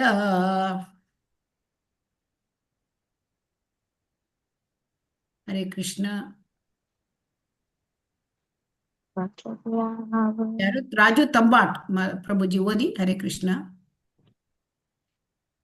ಹರೇ ಕೃಷ್ಣ. ಎಸ್ ಮಾತಾಜಿ. ಹರೇ ಕೃಷ್ಣ ಓದ್ತೀನಿ ಮಾತಾಜಿ. ಓದಿ. ವಾತ್ಸಲ ಆವೇಶ ಕೈಲ ಕೌಮಾರ ಸಫಲ ಪೌಗಂಡ ಸಫಲ ಕೈಲ ಲಗ ಸಕಾವಲ. ವಾತ್ಸಲ್ಯ ಪ್ರೀತಿ ಪ್ರೇಮ, ಆವೇಶ ಒಲವಿನಲ್ಲಿ ಕೈಲ ಮಾಡಿದನು, ಕೌಮಾರ ಶೈಶವ ಸಫಲ ಫಲಪ್ರದ, ಪೌಗಂಡ ಬಾಲ್ಯ ಸಫಲ ಫಲಪ್ರದ ಕೈಲ ಮಾಡಿದನು, ಲಗ ತನ್ನೊಡನೆ ವೈದು ಸಕಾವಲ. ಸ್ನೇಹಿತರನ್ನು. ಅನುವಾದ ಪ್ರಭುಪಾದವರಿಂದ ಪ್ರಭುಪಾದವರಿಗೆ ಜಯವಾಗಲಿ. ಮಾತಾ ಪಿತೃಗಳ ಪ್ರೇಮವು ಅವನ ಶೈಶವವನ್ನು ತುಂಬಿತು, ಅವನ ಬಾಲ್ಯವು ಸ್ನೇಹಿತರೊಂದಿಗಿನ ಒಡನಾಟವನ್ನು ಪೂರ್ಣವಾಯಿತು. ಹರೇ ಕೃಷ್ಣ ಮಾತಾಜಿ. ಹರೇ ಕೃಷ್ಣ. ತನ್ನ ಈ ಲೀಲೆಯಲ್ಲಿ ಕೃಷ್ಣ ಲೀಲೆಯಲ್ಲಿ ಅವನು ಹೇಗೆ ತನ್ನ ಒಂದು ಆ ಜೀವನ ಅಲ್ಲಿ ಆ ಲೀಲೆಯಲ್ಲಿ ಅವನು ಹೇಗೆ ಕಳೆದ ಅಥವಾ ಅದನ್ನು ಹೇಗೆ ಸಫಲತೆಯನ್ನು ಪಡೆದ, ಸಕ್ಸಸ್ಫುಲ್ ಅವನು ಹೇಗೆ ಅಂದ್ರೆ ಅವನಿಗೆ 5 ವರ್ಷ ಆಗೋವರಿಗೆ ಅವನಿಗೆ ತಂದೆ ತಾಯಿಗಳ ಪ್ರೇಮ, ಚಿಕ್ಕ ಮಕ್ಕಳು ತಂದೆ ತಾಯಿಗಳ ಪ್ರೇಮದಲ್ಲೇ ಬೆಳೀತಾರೆ ಅಲ್ವಾ? ಯಶೋಧ ಮಾತೆ ಹೇಗೆ ಅವನಿಗೆ ಪ್ರೇಮದಿಂದ ಅವನನ್ನು ನೋಡ್ಕೋತಾಳೆ, ಹೇಗೆ ಅವನನ್ನ ಆ ಪ್ರೇಮದಿಂದ ಬಂಧಿಸಲಿಕ್ಕೆ ನೋಡ್ತಾಳೆ, ಇದೆಲ್ಲ ದಾಮೋದರ ಲೀಲೆ ಇದೆಲ್ಲ ನಾವು ನೋಡಿದ್ದೇವೆ. ಸೊ ಅವನು ಮಾತಾಪಿತೃಗಳ ಪ್ರೇಮದಿಂದ ಅವನ ಶೈಶವ್ಯವು ತುಂಬಿತು, ಆ ಶೈಶವ್ಯವನ್ನು ಆನಂದಿಸಿದ್ದಾನೆ. ಆಮೇಲೆ ಬಾಲ್ಯದಲ್ಲಿ ಅವನ ಗೋಪ ಬಾಲಕರ ಜೊತೆ ಅವನು ಒಡನಾಟ, ಅದರಿಂದ ಅವನು ಪೂರ್ಣವಾಯಿತು, ಅವನ ಬಾಲ್ಯ ಪೂರ್ಣವಾಯಿತು. ಅಂದ್ರೆ ತುಂಬಾ ಅದರಲ್ಲಿ ಅವನು ಆನಂದವನ್ನು ಅನುಭವಿಸಿದ್ದಾನೆ. ಭಗವಂತ ಬರೋದು ಯಾಕೆ? ಭಗವಂತ ಇಲ್ಲಿ ಭಕ್ತರಿಗೆ ಆನಂದ ಕೊಡ್ಲಿಕ್ಕೆ ಬರ್ತಾನೆ ಅಲ್ವಾ? ಸೊ ಅಲ್ವಾ? ಹರೇ ಕೃಷ್ಣ. ಹೌದು ಮಾತಾಜಿ. ಏನಕ್ಕೆ ಬರ್ತಾನೆ? ಆನಂದ ಭಕ್ತರಿಗೆ ಆನಂದ ಕೊಡ್ಲಿಕ್ಕೆ. ಪರಿತ್ರಾಣಾಯ ಸಾಧೂನಾಂ ವಿನಾಶಾಯ ಚ ದುಷ್ಕೃತಾಂ ಧರ್ಮ ಸಂಸ್ಥಾಪನಾರ್ಥಾಯ ಯುಗೆ ಪರಿತ್ರಾಣಾಯ ಸಾಧೂನಾಂ. ಆಕ್ಚುಲಿ ಸಾಧುಗಳ ಸಂತರಗಳನ್ನ ರಕ್ಷಿಸ್ಲಿಕ್ಕೆ ಬರ್ತಾ ಇದೆ ಮೇನ್ ಉದ್ದೇಶ. ತನ್ನ ಒಂದು ಭಕ್ತರಿಗೆ, ಶುದ್ಧ ಭಕ್ತರಿಗೆ ಆನಂದ ಕೊಡ್ಲಿಕ್ಕೆ ಬರ್ತಾನೆ. ಅಲ್ಲಿ ಅವನ ಮಾತಾಪಿತೃಗಳು ಅವನ ಶುದ್ಧ ಭಕ್ತರು, ನಂದ ಬಾಬಾ ಮತ್ತೆ ಯಶೋಧ ಮಾತಾ ಅವ್ರ ಜೊತೆ ಅವನು ಪ್ರೇಮದಿಂದ ಆ ಶೈಶವನ್ನ ಆನಂದಿಸಿದ, ಅವರಿಗೂ ಆನಂದ ಕೊಟ್ಟ. ಅವನ ಬಾಲ್ಯದಲ್ಲಿ ಗೋಪ ಬಾಲಕರು ಅಲ್ವಾ, ಗೋಪ ಬಾಲಕರ ಸ್ನೇಹಿತರ ಒಡನಾಟ, ಅವ್ರ ಜೊತೆ ಎಷ್ಟು ಚೆಂದಾಗಿ ಅವನು ಒಡನಾಟ ಮಾಡಿ ಅವರ ಆನಂದವನ್ನು ಅನುಭವಿಸಿದ್ದಾನೆ. ಶ್ಲೋಕ 114 ಹೋಗೋಣ. ರಾಧಿಕಾದಿಲ ಕೈಲ ರಾಸ ದಿವಿಲಾಸ ವಾಂಚ ಬರಿ ಆಸ್ವದಿಲ ರಸೇರ ನಿರ್ಯಾಸ. ಹರೇ ಕೃಷ್ಣ ದೀಪದಾತ್ರಿ ದೇವಿದಾಸಿ. ಹರೇ ಕೃಷ್ಣ ದಂಡವತ್ ಪ್ರಣಾಮ್. ಶ್ಲೋಕ 114. ರಾಧಿಕಾದಿಲ ಹಗ್ಗೆ ಕೈಲ ರಾಸಾದಿ ವಿಲಾಸ ವಾಚಾ ಭರೆ ಆಸ್ವಾದಿಲ ರಸರ ನಿಯಾಸ್. ರಾಧಿಕಾದಿ ಶ್ರೀಮತಿ ರಾಧಾರಾಣಿ ಮತ್ತು ಇತರ ಗೋಪಿಯರು ತಮ್ಮೊಡನೆ ವಯುಕ್ತ ಕೈಲ ಮಾಡಿದ್ದರು. ರಸ ವೃತ್ಯದಿಂದ ಪ್ರಾರಂಭಿಸಿ ವಿಲಾಸ ಲೀಲೆಗಳು ವಾಚಾಬರಿ ಅಪೇಕ್ಷೆಗಳನ್ನು ಈಡೇರಿಸುವುದು. ಆಸ್ವಾದಿಲ ಸವಿದನು. ರಸಾರೆ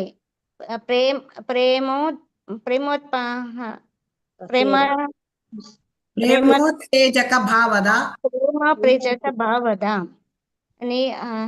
ನಿರ್ಯಾಸ್ಯ ರಸವನ್ನು. ಅನುವಾದ ಶೀಲ ಸಾರವನ್ನು ಸಾರಿ ಮಾತಾಜಿ. ಅನುವಾದ: ಯೌವನದಲ್ಲಿ ಕೃಷ್ಣನು ಶ್ರೀಮತಿ ರಾಧಾರಾಣಿಯ ಮತ್ತಿತರ ಗೋಪಿಯರ ಜೊತೆ ರಾಸ ನೃತ್ಯದಿಂದಂತಹ ಕ್ರೀಡೆಗಳನ್ನು ಆಡುವುದರ ಮೂಲಕ ತನ್ನ ಅಪೇಕ್ಷೆಗಳನ್ನು ಪೂರೈಸಿಕೊಳ್ಳುತ್ತಾ ಸಾರವನ್ನು ಆಸ್ವಾದಿಸಿದ್ದನು. ಹರೇ ಕೃಷ್ಣ. ಅವನು ಯೌವನಕ್ಕೆ ಅಷ್ಟೇ ಕಾಲಿಡುವಾಗ ಏನ್ ಮಾಡಿದ? ರಾಧಾರಾಣಿ ಮತ್ತೆ ಗೋಪಿಕೆಯರ ಜೊತೆ ರಾಸ ನೃತ್ಯದ ಕ್ರೀಡೆಗಳನ್ನ ಆಡಿದ. ಅದರ ಮೂಲಕ ತನ್ನ ಅಪೇಕ್ಷೆಗಳನ್ನು ಪೂರೈಸುತ್ತಾ ರಸಾಸಾರವನ್ನು ಆಸ್ವಾದಿಸಿದ. ಅಂದ್ರೆ ಗೋಪಿಕೆಯರು ಅವರು ಶುದ್ಧ ಭಕ್ತರು, ಮತ್ತೆ ರಾಧಾರಾಣಿ ಭಕ್ತಾಗ್ರೇಸೆ. ಸೊ ಭಕ್ತರಲ್ಲೇ ಅತಿಯಾದ ಉತ್ತುಂಗದಲ್ಲಿ ಇರ್ತಕ್ಕಂಥವಳು ರಾಧಾರಾಣಿ. ಸೊ ಹಾಗಾಗಿ ಇಲ್ಲಿ ಅವರ ಜೊತೆ ಅವನು ತನ್ನ ಅಪೇಕ್ಷೆಗಳನ್ನು ಪೂರೈಸ್ತಾನೆ ಅಂತ ಹೇಳ್ತಾರೆ. ಇದು ಏನಾಗುತ್ತೆ, ಜನ ಇದನ್ನ ಅಪಾರ್ಥ ಮಾಡ್ಕೊಳ್ತಾರೆ ಅಲ್ವಾ? ಹರೇ ಕೃಷ್ಣ. ಹೌದು ಮಾತಾಜಿ. ಆದರೆ ಇವನು ಆ ರಾಸಲೀಲೆ ಮಾಡುವಾಗ ಅವನ ವಯಸ್ಸು ಕೇವಲ 11 ವರ್ಷ ಅಷ್ಟೇ ಆಗಿತ್ತು ಅಲ್ವಾ? ಅವನು 8 ವರ್ಷದ ಬಾಲಕ ಅಂತ ಹೇಳ್ತಾರೆ ಒಂದ್ ಕಡೆ, ಕೆಲವು ಕಡೆ 11 ವರ್ಷ. ಸೊ ಏನಾಗಿದೆ ಅಂದ್ರೆ ವೃಂದಾವನದ ಗೋಪಿಕೆಯರು ಅವರೆಲ್ಲರೂ, ಆ ಹೆಂಗಸರು ಅವರು ಅತ್ಯಾಕರ್ಷಕರಾಗಿದ್ದರು. ಮತ್ತೆ ಅವರೆಲ್ಲರೂ ಭಗವಂತನ ಅಂತರಂಗ ಶಕ್ತಿಗಳು. ನಾವು ನೋಡಿದ್ದೇವೆ ಶ್ರೀಮತಿ ರಾಧಾರಾಣಿಯ ಎಲ್ಲ ಅವರು ವಿಸ್ತರಣೆಗಳು ಅಲ್ವಾ? ನೇರ ವಿಸ್ತರಣೆಗಳು ಗೋಪಿಕೆಯರು ಅಲ್ವಾ? ಹೌದು ಮಾತಾಜಿ. ಶ್ರೀಮತಿ ರಾಧಾರಾಣಿ ಅವನ ಅಂತರಂಗ ಶಕ್ತಿ, ಹ್ಲಾದಿನಿ ಶಕ್ತಿ, ಭಗವಂತನಿಗೆ ಆನಂದ ಕೊಡ್ತಕ್ಕಂಥ ಶಕ್ತಿ. ಗೋಪಿಕೆಯರು ಬೇರೆ ಯಾರು ಅಲ್ಲ, ರಾಧಾರಾಣಿಯ ವಿಸ್ತರಣೆಗಳು. ವಿಸ್ತರಣೆಗಳು. ಹಾಗಾಗಿ ಈ ಭಗವಂತ ಅವನು ಬಾಲಕನಾಗಿದ್ದಾಗ ಅವನು ತನ್ನ ಇಂದ್ರಿಯಗಳಿಂದ, ದಿವ್ಯ ಇಂದ್ರಿಯಗಳು, ಭಗವಂತನ ಇಂದ್ರಿಯಗಳು ನಮ್ಮ ಹಾಗೆ ಅಲ್ಲ, ಭೌತಿಕ ಅಲ್ಲ, ಅಯ್ಯೋ ದಿವ್ಯ ಇಂದ್ರಿಯಗಳು. ಭಗವಂತ ಸಚ್ಚಿದಾನಂದ ವಿಗ್ರಹ, ಅವನ ಇಂದ್ರಿಯಗಳೆಲ್ಲವೂ ದಿವ್ಯವಾದದ್ದು. ಆ ದಿವ್ಯ ಇಂದ್ರಿಯಗಳಿಂದ ತನ್ನ ಅಂತರಂಗ ಶಕ್ತಿ ಜೊತೆಗೆ ಅವನು ತನ್ನ ಪ್ರೇಮ ಕ್ರಿಯೆಯನ್ನು ಅನುಭೋಗಿಸಬಲ್ಲ, ಅದನ್ನ ಕಂಡುಕೊಳ್ಳಬಲ್ಲ ಆ ಪ್ರೇಮದ ಕ್ರಿಯೆಗಳನ್ನ. ಆದರೆ ನಮಗೇನಾಗುತ್ತೆ, ನಾವು ಈ ಮನುಷ್ಯರು ಏನು ಅನುಭವಿಸ್ತಾ ಇದೆಯಲ್ಲ ಈ ದಾಂಪತ್ಯ ಪ್ರೇಮ, ಅದು ಆಧ್ಯಾತ್ಮಿಕದಲ್ಲಿ ಕಾಣುವ ಆ ವಾಸ್ತವಿಕ ಪ್ರೇಮ, ಅದರ ಪ್ರತಿಬಿಂಬ ಅಷ್ಟೇ, ವಿಕೃತ ಪ್ರತಿಬಿಂಬ. ಇಲ್ಲಿ ಇರೋದು ಕಾಮ. ಆದರೆ ಭಗವಂತ ಅಲ್ಲಿ ಅನುಭವಿಸುವುದು ಆ ರಸವನ್ನ, ಅದು ಅಪ್ಪಟ ಚಿನ್ನ, ಅದಾಯ್ತಾ, ಅದು ಪ್ರೇಮ, ಶುದ್ಧ ಪ್ರೇಮ. ಸೊ ಆಧ್ಯಾತ್ಮಿಕವಾಗಿ ಈ ಪ್ರೇಮ ಹೇಳ್ತಕ್ಕಂಥದ್ದು ಪರತರ ಶುದ್ಧ ಆದಿ ಸ್ಥಿತಿಯಲ್ಲಿ ಇರ್ತದೆ. ಆದರೆ ಇದು ಭೌತಿಕ ಪ್ರಪಂಚದಲ್ಲಿ ಬಂದಾಗ ಅದೇ ಪ್ರೇಮ ಕಾಮವಾಗಿ ಅದು ಮಾರ್ಪಡುತ್ತದೆ. ಇಲ್ಲಿ ಯಾಕೆ, ಹುಳಿ ಹಿಂಡಿದಾಗ, ಹಾಲಿಗೆ ಹುಳಿ ಹಿಂಡಿದ್ರೆ ಏನಾಗ್ಬಿಡುತ್ತೆ, ಮೊಸರಾಗ್ಬಿಡುತ್ತೆ ಅಲ್ವಾ? ಅದೇ ತರಹ ಇಲ್ಲಿ ಭೌತಿಕ ಪ್ರಪಂಚದಲ್ಲಿ ಆ ಪ್ರೇಮ ಅದು ರಜೋಗುಣದ ಪ್ರಭಾವದಿಂದ ಕಾಮವಾಗಿ ಬಿಡುತ್ತೆ. ಸೊ ಜನ ಏನ್ ತಿಳ್ಕೊಳ್ತಾರೆ, ನಮ್ಮ ಹಾಗೆ ಕೃಷ್ಣನನ್ನು ನಮ್ಮ ಒಂದು ಲೆವೆಲ್ಗೆ ತಂದು ಬಿಡ್ತಾರೆ ಅಲ್ವಾ? ಹೌದು ಮಾತಾಜಿ. ತಂದು ಅದನ್ನ ಆ ತರ ವಿಚಾರ ಮಾಡ್ಲಿಕ್ಕೆ ಪ್ರಾರಂಭ ಮಾಡ್ತಾರೆ. ಹಾಗಾಗಿ ಈ ಭಗವಂತನ ಲೀಲೆಗಳು ಇದು ರಾಸಪಂಚೋಧ್ಯಾಯ ಅಂತ ಬರ್ತದೆ, 10ನೇ ಸ್ಕಂದದಲ್ಲಿ ಬರ್ತದೆ ಅಲ್ವಾ, ರಾಸಪಂಚೋಧ್ಯಾಯ. ಇದನ್ನ ಅರ್ಥ ಮಾಡ್ಕೊಳ್ಳೋದು ಪರಮಹಂಸ ಭಕ್ತರು ಮಾತ್ರ. ಸೊ ಈ ಭಾಗವತ ಹೇಳ್ತಕ್ಕಂಥದ್ದು ಪರಮಹಂಸ ಭಕ್ತರು. ನೋಡಿ, ಭಾಗವತದಲ್ಲಿ 1ನೇ ಸ್ಕಂದದಲ್ಲಿ 1ನೇ ಅಧ್ಯಾಯದಲ್ಲಿ 2ನೇ ಶ್ಲೋಕದಲ್ಲಿ ಹೇಳಿದ್ದಾನೆ, ಧರ್ಮ ಪ್ರೋಜಿತ ಕೈತವ ಪರಮೋ ನಿರ್ಮತ್ಸರಾಣಾಂ ಸತಾಂ. ಅಂದ್ರೆ ಆ ಮತ್ಸರ ಇಲ್ಲದ ಪರಮಹಂಸ ಭಕ್ತರಿಗೆ ಇದು ಅರ್ಥ ಆಗತ್ತೆ. ಯಾಕೆಂದ್ರೆ ಆ ಭಗವಂತ ಶುದ್ಧ ಸತ್ವದ ಸ್ಥಿತಿಯಲ್ಲಿ ಇರ್ತಾನೆ. ಹಾಗಾಗಿ ಆ ಭಗವಂತನನ್ನು ಅರ್ಥ ಮಾಡ್ಕೊಳ್ಳಿಕ್ಕೆ ನಾವು ಕೂಡ ಶುದ್ಧ ಸತ್ವ ಸ್ಥಿತಿಗೆ ಬರಬೇಕು. 3 ಗುಣಗಳನ್ನ ಮೀರಬೇಕು. ಆ 3 ಗುಣಗಳನ್ನ ಶುದ್ಧ ಭಕ್ತ ಮೀರಿರ್ತಾನೆ. ಹಾಗಾಗಿ ಅರ್ಥ ಮಾಡ್ಕೊಳ್ಳಿಕ್ಕೆ ಸಾಧ್ಯ. ಆದರೆ ನಾವು ಇದು ಭಾಗವತಂ ಇರೋದು ನಮ್ಮಂತ ಒಂದು ನಿಯೋಫೈಟ್ ಡಿವೋಟೀಸ್, ಅಂದರೆ ನವಭಕ್ತರಿಗೂ ಇದೆ, ಭಕ್ತಿ ಮಾರ್ಗಕ್ಕೆ ಬಂದವರಿಗೂ ಇದೆ. ಯಾಕೆ, ನಮ್ಮ ಹೃದಯ ಶುದ್ಧಿ ಮಾಡ್ಕೊಳ್ಳಿಕ್ಕೆ. ಹಾಗಾಗಿ ನಾವು ಭಗವಂತನ ಆ 10ನೇ ಸ್ಕಂದಕ್ಕೆ ಹೋಗಲಿಕ್ಕಿಂತ ಮುಂಚೆ ನಾವು 9 ಸ್ಕಂದಗಳನ್ನು ಪುಟವಾಗಿ ಶ್ಲೋಕವಾಗಿ ಭಾವಾರ್ಥ ಶ್ರೀಲ ಪ್ರಭುಪಾದರಂತಹ ಸಂಪ್ರದಾಯದ ಆಚಾರ ಕೊಟ್ಟ ಭಾವಾರ್ಥವನ್ನು ಕೇಳಿಕೊಂಡು ನಿತ್ಯಂ ಭಾಗವತ ಸೇವೆಯ ಅದು ಮಾಡಿ ಆ ಭಗವಂತನ ಮಹಿಮೆಗಳು, ಸೃಷ್ಟಿ ಲೀಲೆಗಳನ್ನು ಕೇಳಬೇಕು. ಆಮೇಲೆ ನಾವು ಭಗವಂತನ ಮಹಿಮೆಗಳನ್ನು ಅರ್ಥ ಮಾಡ್ಕೊಂಡ ಮೇಲೆ ಈ 10ನೇ ಸ್ಕಂದದಲ್ಲಿ ಬರುವ ಈ ರಾಸ ನಿತ್ಯದಂತಹ ಕ್ರೀಡೆ, ಇದು ಭಗವಂತನ ಸ್ವೀಟ್ ಪಾಸ್ ಟೈಮ್ಸ್, ಇದನ್ನ ಮಧುರವಾದ ಲೀಲೆಗಳು, ಇದನ್ನು ಅರ್ಥ ಮಾಡಿಕೊಳ್ಳುವ ಕೆಪಾಸಿಟಿಗೆ ಬರಬೇಕು ಅಲ್ವಾ? ಅದಿಲ್ಲದಿದ್ದರೆ ಅಪಾರ್ಥ ಮಾಡಿಬಿಡ್ತಾರೆ. ಆದ್ದರಿಂದ ನಾವು ಇದನ್ನ ಈ ರೀತಿಯಾದನ್ನ ನಾವು ಅರ್ಥ ಮಾಡಿಕೊಳ್ಳುವ ಲೆಕ್ಕಕ್ಕೆ ಬರಬೇಕು. ಅಂದ್ರೆ ನಿತ್ಯಂ ಭಾಗವತ ಸೇವೆಯ, ಪ್ರತಿನಿತ್ಯ ಭಾಗವತವನ್ನ ನಾವು ಕೇಳಬೇಕು. ಸೊ ಹಾಗಾಗಿ ಟೆಂಪಲ್ನಲ್ಲಿ ನಮ್ಮಲ್ಲಿ 8 ಗಂಟೆಗೆ ಪ್ರತಿನಿತ್ಯ ಭಾಗವತ ತರಗತಿ ನಡೆಯುತ್ತದೆ ಅಲ್ವಾ? ಅದಕ್ಕೆ ನಾವು ಹೋಗ್ಬೇಕು ಅಲ್ವಾ? ಹರೇ ಕೃಷ್ಣ. ಹೌದು ಮಾತಾಜಿ ಅಲ್ವಾ? ಸೊ ಹಾಗಾಗಿ ನಮ್ಮನ್ನು ನಾವು ಪರಿಶುದ್ಧಿ ಮಾಡ್ಕೊಳ್ಬೇಕು. ಭಗವಂತ ಯಾವ ರೀತಿ ತನ್ನ ಅಪೇಕ್ಷೆ ಪೂರೈಸ್ಕೊಳ್ತಾನೆ, ಭಗವಂತ ಅವನು ಆತ್ಮಾರಾಮ, ಅವನಿಗೆ ತನ್ನೊಳಗೆ ತಾನು ಆನಂದವನ್ನು ಕಾಣ್ತಾನೆ, ಅವನು ಹೊರಗೆ ಆನಂದವನ್ನು ಕಾಣಿಸ್ಕೊಳ್ಳಿಕ್ಕೆ ಸಾಧ್ಯ ಇಲ್ಲ. ಹಾಗಾಗಿ ಈ ಎಲ್ಲ ಗೋಪಿಯರು ರಾಧಾರಾಣಿ ಭಗವಂತನ ಅಂತರಂಗ ಶಕ್ತಿ, ಹ್ಲಾದಿನಿ ಶಕ್ತಿ. ಗೋಪಿಯರು ಬೇರೆ ಯಾರೂ ಅಲ್ಲ, ಅಂತರಂಗ ಶಕ್ತಿಯ ವಿಸ್ತರಣೆಗಳು. ಸೊ ಹಾಗಾಗಿ ಅವರ ಜೊತೆ ಅವನು ತನ್ನ ಅಪೇಕ್ಷೆಗಳನ್ನು ಪೂರೈಸಿಕೊಳ್ಳುತ್ತಾ ರಸಾಸಾರವನ್ನು ಅವನು ಆಸ್ವಾದಿಸಿದ. ಯಾಕೆಂದ್ರೆ ಭಗವಂತ ಅಖಿಲ ರಸಾಮೃತ ಮೂರ್ತಿ, ಎಲ್ಲ ರಸಗಳು ಭಗವಂತನಿಂದಲೇ ಬರ್ತವೆ. ಸೊ ಎಲ್ಲವೂ ಸಕಲ ಕಾರಣ ಕೃಷ್ಣ ಅಲ್ವಾ? ಸೊ ಹಾಗಾಗಿ ಅವನು ಆ ರಸವನ್ನ ಆಸ್ವಾದಿಸುತ್ತಾನೆ. ಯಾರ ಜೊತೆ? ಶುದ್ಧ ಭಕ್ತರ ಜೊತೆ, ಅಂತರಂಗ ಶಕ್ತಿ ಅವ್ರ ಜೊತೆ ಅವನು ಆನಂದಿಸುತ್ತಾನೆ. ಇದನ್ನೆಲ್ಲ ಅರ್ಥ ಮಾಡ್ಕೊಳ್ಳೋ ಸ್ಥಿತಿ ಬರಬೇಕು ಅಂದ್ರೆ ನಾವು ಮೊದಲೇ ಅಪಾರ್ಥ ಮಾಡ್ಕೊಳ್ಬಾರ್ದು. ಸೊ ಹರೇ ಕೃಷ್ಣ. ಶ್ಲೋಕ 15ಕ್ಕೆ ಹೋಗೋಣ. ಕೈಶೋರ ವಯಸ್ಸೆ ಕಾಮ ಜಗತ್ ಸಕಲ ರಾಸಾದಿ ಲೀಲಾಯತಿನ ಕರಿಲ ಸಫಲ. ಹರೇ ಕೃಷ್ಣ. ಯಾರು ಓದ್ತೀರಿ? ಓದಿ ಹರೇ ಕೃಷ್ಣ. ಓದ್ಲ ಮಾತಾಜಿ? ಓದಿ ಮಾತಾಜಿ. ಯಾರಾದ್ರು? ಕೃಶೋರ ವಯಸ್ಸೆ ಕಾಮ ಜಗತ್ ಸಕಲ ರಸಾದಿ ಲೀಲಾಯತಿನ ಕರಿಲ ಸಫಲ. ಕೈಶೋರ ವಯಸ್ಸೆ ಯೌವನದ ಕಾಲದಲ್ಲಿ ಕಾಮ ಶೃಂಗಾರ ಸಂಬಂಧಿತ ಪ್ರೇಮ ಜಗತ್ ಸಕಲ ಇಡೀ ಬ್ರಹ್ಮಾಂಡ ರಾಸನೃತ್ಯವೇ ಮೊದಲಾದ ಲೀಲೆಗಳನ್ನು 3 ಕರಿಲ ಮಾಡಿದನು ಸಫಲ ಯಶಸ್ವಿ. ಅನುವಾದ ಶ್ರೀಲ ಪ್ರಭುಪಾದರಿಗೆ ಜೈ. ಯೌವನದಲ್ಲಿ ಕೃಷ್ಣನು ರಾಸ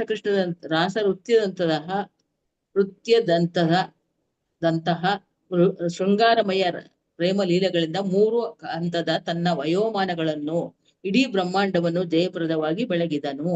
ಹರೇ ಕೃಷ್ಣ ಮಾತಾಜಿ. ಹರೇ ಕೃಷ್ಣ. ಶ್ರೀಲ ಪ್ರಭುಪಾದಕಿ ಜೈ. ಇದರಲ್ಲಿ ಏನ್ ಹೇಳ್ತಾರೆ ಅಂತ ನಾವು ತಿಳ್ಕೊಳ್ಳೋಣ. ಹೇಗೆ ತಿಳ್ಕೊಳ್ಳೋದು ಇದನ್ನ? ಯೌವನದಲ್ಲಿ ಕೃಷ್ಣ ಶೃಂಗಾರಮಯ ಪ್ರೇಮ ಲೀಲೆಗಳಿಂದ ಅವನು ಆನಂದ ಪಟ್ಟ. ಇದು ಎಂಥದ್ದು ಇದು ಅಂತ ನಮಗೆ ಅರ್ಥ ಆಗೋದಿಲ್ಲ. ಯಾಕೆಂದ್ರೆ ಈ ಭಗವಂತನ ದಿವ್ಯ ಲೀಲೆಗಳ ಪರಿಚಯ ಯಾರಿಗಿರೋದಿಲ್ಲ, ಅವರುಗಳಲ್ಲಿ ಅವರ ಹೃದಯ, ಅವರ ಮನಸ್ಸುಗಳಲ್ಲಿ ಸಂದೇಹಗಳು ಹೇಳುತ್ತವೆ ಅಲ್ವಾ? ಇದೇನಿದು ಅಂತ ಅರ್ಥ ಆಗೋದಿಲ್ಲ. ಭಗವಂತನನ್ನ ಏನ್ ಹೇಳ್ತಾರೆ? ಅವನು ಇಡೀ ಬ್ರಹ್ಮಾಂಡದ ಒಡೆಯ, ಅವನು ಧಾರ್ಮಿಕ ತತ್ವಗಳನ್ನ ಸ್ಥಾಪನೆ ಮಾಡ್ಲಿಕ್ಕೆ ಬರ್ತಾನೆ, ಈ ಭೂಮಿಯಲ್ಲಿ ಅವನು ಅವತರಿಸ್ತಾನೆ, ಅವನು ನೈತಿಕ ನಿಯಮಗಳನ್ನ ಮತ್ತೆ ಅವನು ಎಲ್ಲ ಇದರ ಸಂರಕ್ಷಕ, ಅವನು ಈ ಎಲ್ಲ ಧರ್ಮ ಸಂಸ್ಥಾಪನೆ ಮಾಡ್ಲಿಕ್ಕೆ ಬರ್ತಾನೆ, ಹೀಗೆಲ್ಲ ಬರ್ತಾನೆ. ಆದರೆ ಆಗ ಬಂದಾಗ ಬೇರೆಯವರ ಪತ್ನಿಯರ ಜೊತೆ ಅವನು ಸ್ಪರ್ಶ ಮಾಡಿ ಅದರ ನಿಯಮಗಳನ್ನೆಲ್ಲ ಹೇಗೆ ಉಲ್ಲಂಘಿಸ್ತಾನೆ? ಇಂಥ ಪ್ರಶ್ನೆಗಳು ಬರುತ್ತೆ ಅಲ್ವಾ? ಹರೇ ಕೃಷ್ಣ. ಆ ಭಕ್ತರಿಗೆ ಬರುತ್ತೆ ಅಲ್ವಾ? ಹೌದು ಮಾತಾಜಿ. ಹಾ, ಆದರೆ ಇದೆಲ್ಲ ತುಂಬಾ ರಹಸ್ಯಮಯವಾದ ಭಗವಂತನ ಲೀಲೆಗಳು. ಅದನ್ನ ಅರ್ಥ ಮಾಡ್ಕೊಳ್ತಕ್ಕಂಥ ಶಕ್ತಿ ನಮ್ಗಿನ್ನೂ ಬಂದಿಲ್ಲ. ಸೊ ಇದನ್ನ ಶುದ್ಧ ಭಕ್ತರು ಅದನ್ನ ಆನಂದಿಸ್ತಾರೆ. ಹೇಗೆ ಕೇಳಿದ್ರೆ, ಭಗವಂತ ಅವನು ದೇವೋತ್ತಮ ಪರಮ ಪುರುಷ. ಹೇಗೆ ಅಂದ್ರೆ, ಈ ಅಗ್ನಿ ಇದೆಯಲ್ಲ, ಆ ಅಗ್ನಿ ಅದಕ್ಕೆ ಏನ್ ಕೊಟ್ಟರು ಅದನ್ನೆಲ್ಲ ಭಸ್ಮ ಮಾಡ್ಬಿಡುತ್ತೆ ಅಲ್ವಾ? ಆದರೆ ಅದರ ಸ್ವಭಾವ ಏನಾದ್ರೂ ಚೇಂಜ್ ಆಗತ್ತಾ? ಮತ್ತಿಂದೆ ಅದು ಅಗ್ನಿ ಇರುತ್ತೆ ಅಲ್ವಾ? ಹರೇ ಕೃಷ್ಣ. ಭಸ್ಮ ಆಗ್ಬಿಡುತ್ತೆ. ಭಸ್ಮ ಮಾಡ್ಬಿಡುತ್ತೆ ಅದು. ಅದಕ್ಕೆ ಏನನ್ನ ಹಾಕಿದ್ರು ಅದು ಭಸ್ಮ ಮಾಡ್ಬಿಡುತ್ತೆ. ದಗದಗ ಅಂತ ಮತ್ತೆ ಸ್ವಭಾವ ಅದು ಉರಿತಾನೇ ಇರುತ್ತೆ. ಸೊ ಹಾಗಾಗಿ ಈ ಭಗವಂತನಂತ ದೇವೋತ್ತಮ ಪರಮ ಪುರುಷ, ಅವನ ವರ್ತನೆ ನಮಗೆ ಅರ್ಥ ಆಗುದಿಲ್ಲ. ಅದನ್ನ ನಾವು ಈ ಚಿಕ್ಕ ಮಿದುಳಿಂದ ಅರ್ಥ ಮಾಡ್ಕೊಳ್ಳಿಕ್ಕೆ ಸಾಧ್ಯ ಇಲ್ಲ. ಸೊ ಶ್ರೇಷ್ಠ ವ್ಯಕ್ತಿಗಳು ಅವರನ್ನ ನಾವು ಅನುಕರಿಸಬಾರದು. ನಾವು ಅದನ್ನ ನಾವೇ ವಿನಾಶ ಹೊಂದ್ಬಿಡ್ತೀವಿ ಅನುಕರಿಸಿದ್ರೆ. ಅದರಿಂದ ಶ್ರೀಕೃಷ್ಣ ಧಾರ್ಮಿಕ ತತ್ವಗಳನ್ನು ಅನುಸರಿಸಿ ತೋರಿಸ್ಲಿಕ್ಕೆ ಮತ್ತೆ ಅದನ್ನ ಅವತರಿಸುವುದು ಅದು ನಿಜ. ಆದರೆ ಅದೇ ಸಮಯದಲ್ಲಿ ಅವನು ಏನ್ ಮಾಡಿದ್ದಾನೆ ಈ ಲೀಲೆ ಒಳಗೆ ಅಂದ್ರೆ, ಭಗವಂತ ದೇವರು, ನಾವಲ್ಲ, ನಾವು ದೇವರಲ್ಲ, ಭಗವಂತ ದೇವರು ಅಂತ ಅದನ್ನ ತೋರಿಸ್ಕೊಡ್ತಾ ಇದ್ದಾನೆ. ತನ್ನ ಅಂತರಂಗ ಶಕ್ತಿ ಜೊತೆ ಅವನು ಆನಂದವನ್ನು ಅನುಭವಿಸ್ತಾ ಇರ್ತಾನೆ. ಇದನ್ನ ನಮಗೆ ತಿಳ್ಕೊಂಡಾಗ ನಾವು ಆಧ್ಯಾತ್ಮಿಕ ವೇದಿಕೆಗೆ ಬರುತ್ತೇವೆ. ಸೊ ಹಾಗಾಗಿ ಬ್ರಹ್ಮಾಂಡವನ್ನು ಜಯಪ್ರದವಾಗಿ ಬೆಳಗಿದ್ರು.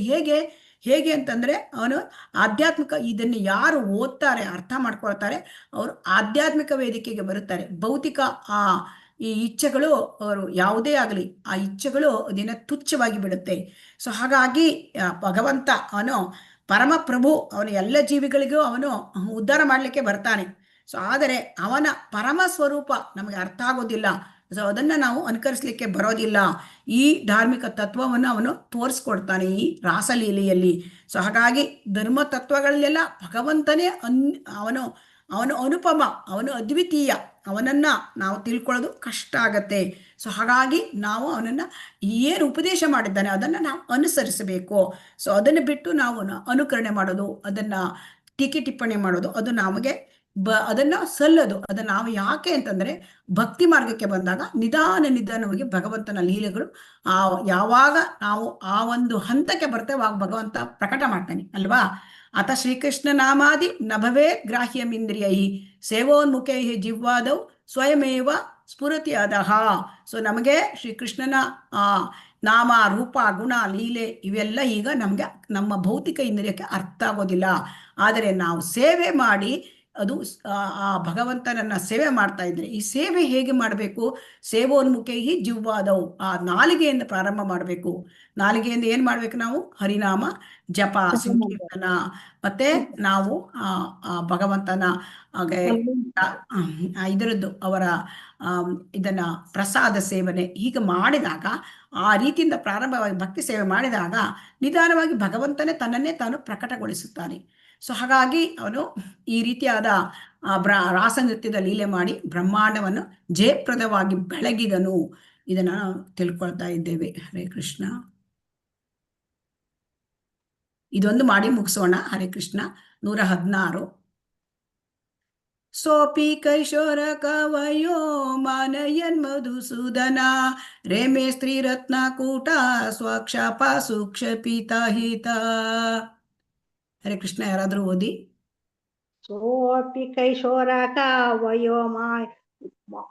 ವಯೋಮಾನಯನ್ ಮಧುಸೂದನಃ ರೇಮಿ ರತ್ನಕೂಟಸ್ಥಾ ಶಪಾಸು ಶಪಿತಾ ಹಿತ. ಅವನು ಅಪಿ ವಿಶೇಷವಾಗಿ ಕೈಶೋರಕ ಪ್ರಾಯಕ್ಕೆ ಬಂದ ವಯಸ್ಸಿನಲ್ಲಿ ಮಾನಯನ್ ಗೌರವಿಸುತ್ತಾ ಮಧು ಎಂಬ ರಾಕ್ಷಸನನ್ನು ಸಂಹರಿಸಿದವ ರೇಮೆ ಸಂತೋಷಿಸಿದನು. ಶ್ರೀರತ್ನ ಗೋಪಿಕೆಯರ ಕೂಟ ವಿಫಲವಾಗಿ ಸ್ಥಿರವಾದ ಶಪಾಸು ಶರತ್ಕಾಲದ ರಾತ್ರಿಗಳಲ್ಲಿ ಶಪಿತ ಅಹಿತ ದುರದೃಷ್ಟವನ್ನು ಹೋಗಲಾಡಿಸುವವನು. ಅನುವಾದ ಶಿಲ ಪ್ರಭುಪಾದರಿಗೆ ಜಯವಾಗಲಿ. ಶರತ್ಕಾಲದ ರಾತ್ರಿಗಳಲ್ಲಿ ಶ್ರೀರತ್ನಗಳು ಎನ್ನುವಂತಹ ಗೋವಳ ಹೆಂಗಸರು ಜೊತೆ ರಮಿಸಿ ಸಂತೋಷ ಪಡುತ್ತಾ ಮಧುಸೂದನು ಯೌವನವನ್ನು ಕಳೆದನು. ಈ ಕ್ರೀಡೆಯ ಮೂಲಕ ಅವನು ಜಗತ್ತಿನ ಎಲ್ಲಾ ಅರಿಷ್ಟಗಳನ್ನು ನಾಶ ಮಾಡಿದನು. ಭಾವಾರ್ಥ: ಮೇಲಿನ ಶ್ಲೋಕವನ್ನು ವಿಷ್ಣು ಪುರಾಣದಿಂದ ಆಯ್ದುಕೊಳ್ಳಲಾಗಿದೆ. ಹರೇ ಕೃಷ್ಣ. ಶಿಲ ಪ್ರಭುಪಾದಕ್ಕೆ ಜೈ. ಹಾಗಾಗಿ ಅವನು ಶರತ್ಕಾಲದ ರಾತ್ರಿಯಲ್ಲಿ ಅವನು ಏನ್ ಮಾಡಿದ್ದಾನೆ, ಸ್ತ್ರೀ ರತ್ನಗಳು ಎನ್ನುವಂತ ಗೋವಳದ ಹೆಂಗಸರ ಜೊತೆ ರಮಿಸಿ. ಇಲ್ಲಿ ಆ ಗೋವಳ ಅಂತಂದ್ರೆ ವೃಂದಾವನದ ಗೋಪಿಕೆಯರು. ಅವರು ಸ್ತ್ರೀ ರತ್ನಗಳು ಅಂತ ಕಾಣ್ತಾರೆ, ಆದ್ರೆ ಅವರು ಅಂತರಂಗದ ಶಕ್ತಿ. ಸೊ ಅವ್ರು ಹಾಗೆ ಬರ್ತಾ ಇದ್ರು ಅಂದ್ರೆ, ಕೃಷ್ಣ ಅಂದ್ರೆ ಕೊಳಲು ಊದಿದಾಗ ಅವನ ಒಂದು ಕರೆಗೆ ಅವರು ಇದ್ದ ಸ್ಥಿತಿಯಲ್ಲೇ ಬರ್ತಾ ಇದ್ರು. ಕೆಲವರು ಊಟ ಬಡಿಸ್ತಾ ಇದ್ರು ಗಂಡನೆ, ಕೆಲವರು ಹಸು ಕರಿತಾ ಇದ್ರು, ಕೆಲವರು ಮಗುವಿಗೆ ಹಾಲು ಕೊಡ್ತಾ ಇದ್ರು.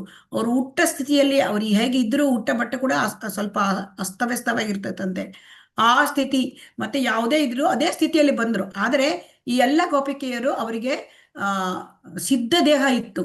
ಅವರು ಸಿದ್ಧ ದೇಹದಲ್ಲಿ ಬಂದರು ಭಗವಂತನ ಜೊತೆ, ಯಾಕೆಂದ್ರೆ ಅವರೆಲ್ಲ ಅಂತರಂಗ ಶಕ್ತಿಗಳು. ಆಮೇಲೆ ಅಲ್ಲಿ ಕೆಲವರು ಸ್ತ್ರೀಯರು ಅವ್ರನ್ನ ತಡೆಗಟ್ಟಿದ್ರಂತೆ, ಕೆಲವರು ತಂದೆ ಗಂಡ ಎಲ್ಲ. ಆಗ ಅವರಿಗೆ ಆ ಸ್ಥಾನದಲ್ಲಿ ಈ ಒಂದು ಭೌತಿಕ ದೇಹ ಇಟ್ಟು ಅವರು ಸಿದ್ಧ ದೇಹದಲ್ಲಿ ಬಂದ್ರಂತೆ. ಸೊ ಇದನ್ನೆಲ್ಲ ನಮ್ಗೆ ಅರ್ಥ ಮಾಡ್ಕೊಳ್ಳೋದು. ಅದಕ್ಕೆ ಅವರು ಗೋವಳ ಹೆಂಗಸರ ಜೊತೆ ಸ್ತ್ರೀ ರತ್ನಗಳು ಎನ್ನುವಂತಹ ಸೋಕಾಲ್ಡ್ ಅವರು ಫಿಮೇಲ್ ಬಾಡಿ ಅಂತ ಕಾಣ್ತದೆ, ಸ್ತ್ರೀ ರತ್ನಗಳು ಅಂತ ಕಾಣ್ತದೆ, ಆದರೆ ಅವರು ಅಂತರಂಗ ಶಕ್ತಿಗಳು. ಅವ್ರ ಜೊತೆ ರಮಿಸಿ ಭಗವಂತ ಯೌವನವನ್ನು ಕಳೆದ. ಸೊ ಇಲ್ಲಿ ಈ ಕ್ರೀಡೆಯ ಮೂಲಕ ಅವನು ಜಗತ್ತಿನ ಅರಿಷ್ಟಗಳನ್ನು ನಾಶ ಮಾಡಿದ. ಇದನ್ನ ನಾವು ಈಗ ಅರ್ಥ ಮಾಡ್ಲಿಕ್ಕೆ ಹಿಂದಿನ ಶ್ಲೋಕದಲ್ಲಿ ಕೂಡ ಪ್ರಯತ್ನ ಮಾಡಿದ್ದೇವೆ. ಯಾಕೆಂದ್ರೆ ಕೃಷ್ಣ ತನ್ನ ಅಂತರಂಗ ಶಕ್ತಿ ಜೊತೆ ಆನಂದಿಸಿ ಅವನು ನಮ್ಮನ್ನು ಆಧ್ಯಾತ್ಮಿಕ ಸ್ತರಕ್ಕೆ ಕರ್ಕೊಂಡು ಹೋಗ್ತಾನೆ, ಆಧ್ಯಾತ್ಮಿಕ ವೇದಿಕೆಗೆ ನಮ್ಮನ್ನು ಆಕರ್ಷಿಸುತ್ತಾನೆ. ಸೊ ಆಧ್ಯಾತ್ಮಿಕ ವೇದಿಕೆಗೆ ಆಕರ್ಷಿಸುವುದಂದ್ರೆ ಏನು? ನಮ್ಮ ಭೌತಿಕ ಅರಿಷ್ಟಗಳನ್ನು ನಾಶ ಮಾಡ್ಕೊಳ್ಳೋದು ಅಂತ. ಸೊ ಹರೇ ಕೃಷ್ಣ. ಹಾಗಾಗಿ ಕೃಷ್ಣನ ಲೀಲೆಗಳನ್ನು ನಮಗೆ ಅರ್ಥ ಮಾಡ್ಕೊಳ್ಳೋದು ಕಷ್ಟ ಆಗತ್ತೆ. ಅದಕ್ಕೆ ನಾವು ಇದನ್ನ ನಿತ್ಯಂ ಭಾಗವತ ಸೇವೆಯ ಭಾಗವತವನ್ನ ಓದೋದು, ಶ್ರೀಮದ್ ಭಾಗವತವನ್ನ ಓದೋದು ಕೇಳೋದು, ಮತ್ತೆ ಈ ಚೈತನ್ಯ ಚರಿತಾಮೃತವನ್ನ ಕೇಳೋದು, ಹೀಗೆ ನಾವು ಯಾವಾಗ ನಮ್ಮನ್ನು ತೊಡಗಿಸಿಕೊಳ್ತೇವೆ, ಶ್ರವಣ ಕೀರ್ತನ ಮತ್ತೆ ಅದನ್ನ ಸ್ಮರಣ ಮಾಡ್ತೇವೆ, ಮತ್ತೆ ಭಗವಂತನ ಸೇವೆಯಲ್ಲಿ ನಮ್ಮನ್ನು ತೊಡಗಿಸಿಕೊಳ್ತೇವೆ, ಆಗ ಭಗವಂತ ನಿಧಾನವಾಗಿ ನಮಗೆ ಭಗವಂತನ ಬಗ್ಗೆ ಅರ್ಥ ಆಗುತ್ತೆ. ಹರೇ ಕೃಷ್ಣ. ಇಲ್ಲಿಗೆ ಇವತ್ತಿನ ಒಂದು ಇದನ್ನ ನಮ್ಮ ಅಧ್ಯಯನವನ್ನ ಚೈತನ್ಯ ಚರಿತಾಮೃತದಿಂದ ನಿಲ್ಲಿಸೋಣ. ಹರೇ ಕೃಷ್ಣ. ನನಗೆ ಈ 5 ದಿವಸಗಳ ಅವಕಾಶವನ್ನು ಶ್ರೀ ರಾಧಾ ಗೋವಿಂದ ಮಂಗಳೂರು ದೇವಸ್ಥಾನ ಇವರ ಅಧ್ಯಕ್ಷ ನಾಮನಿಷ್ಠ ಪ್ರಭುಜಿಯವರು, ನಮ್ಮ ಶ್ರೀವಾಸಂಗ ಪ್ರಭುಜಿಯವರು ಹಾಗೂ ನಾಗವೇಣಿ ಮಾತಾಜಿಯವರು ಅವಕಾಶ ಕೊಟ್ಟಿದ್ದಾರೆ. ನಾನು ಅತ್ಯಂತ ಆನಂದದಿಂದ ಇದನ್ನು ಅನುಭವಿಸಿದ್ದೇನೆ ಈ ಒಂದು 5 ದಿವಸಗಳ ಕಾಲ. ಹಾಗಾಗಿ ನನಗೆ ಏನು ತಿಳಿತೋ ನಾನು ಇದನ್ನು ಹೇಳಲಿಕ್ಕೆ ಅರ್ಹತೆ ನನಗಿಲ್ಲ, ಆದರೂ ಕೂಡ ಪ್ರಯತ್ನ ನಾನು ಮಾಡಿದ್ದೇನೆ. ಹರೇ ಕೃಷ್ಣ. ಎಲ್ಲರಿಗೂ ಕೂಡ ಧನ್ಯವಾದಗಳು. ಹರೇ ಕೃಷ್ಣ. ಅಟೆಂಡೆನ್ಸ್ ಆಗ್ತಿದ್ದೀನಿ ಮಾತಾಜಿ. ಹರೇ ಕೃಷ್ಣ ಹರೇ ಕೃಷ್ಣ. ಧನ್ಯವಾದಗಳು ಮಾತಾಜಿ. ಹರೇ ಕೃಷ್ಣ. ಹರೇ ಕೃಷ್ಣ ಮಾತಾಜಿ. ಧನ್ಯವಾದಗಳು ಮಾತಾಜಿ. ಹರೇ ಕೃಷ್ಣ. ಹರೇ ಕೃಷ್ಣ. ಮಲ್ಲಿಕಾ ಮಾತಾಜಿ. ಹರೇ ಕೃಷ್ಣ. ಹೇಳಿ ಮಾತಾಜಿ. ಹರೇ ಕೃಷ್ಣ ಮಾತಾಜಿ. ನೋಡಿ ಇಲ್ಲಿ ಜ್ಯೋತಿ ಲಕ್ಷ್ಮಿ ಮಾತಾಜಿ ಇದ್ದಾರೆ. ಹೇಳಿ ಮಾತಾಜಿ. ಹರೇ ಕೃಷ್ಣ ಮಾತಾಜಿ. ಹರೇ ಕೃಷ್ಣ. Thank you Mataji. ಹರೇ ಕೃಷ್ಣ. ಇಲ್ಲಿ ಪ್ಯಾಕಿಂಗ್ ಆಗ್ತಾ ಉಂಟು ಮಾತಾಜಿ ಅಷ್ಟೇ. ಏನಂತ ಮಾತಾಜಿ? ಹರೇ ಕೃಷ್ಣ. ಅವರು ಬುಕ್ಕು ಪ್ಯಾಕಿಂಗ್ ಅಲ್ಲಿ ಬ್ಯುಸಿ ಆಗಿದ್ದಾರೆ. ಓಕೆ. ಹರೇ ಕೃಷ್ಣ ಮಾತಾಜಿ. ಧನ್ಯವಾದಗಳು. ಅನೇಕ ಧನ್ಯವಾದಗಳು ಮಾತಾಜಿ. ಒಂದು ಸೇವೆ ಮಾಡ್ಲಿಕ್ಕೆ ಒಂದು ಅವಕಾಶ ಅಲ್ವಾ, ಅವಕಾಶಕ್ಕಾಗಿ ನಾವು ಕಾಯ್ತಾ ಇರ್ತೇವೆ.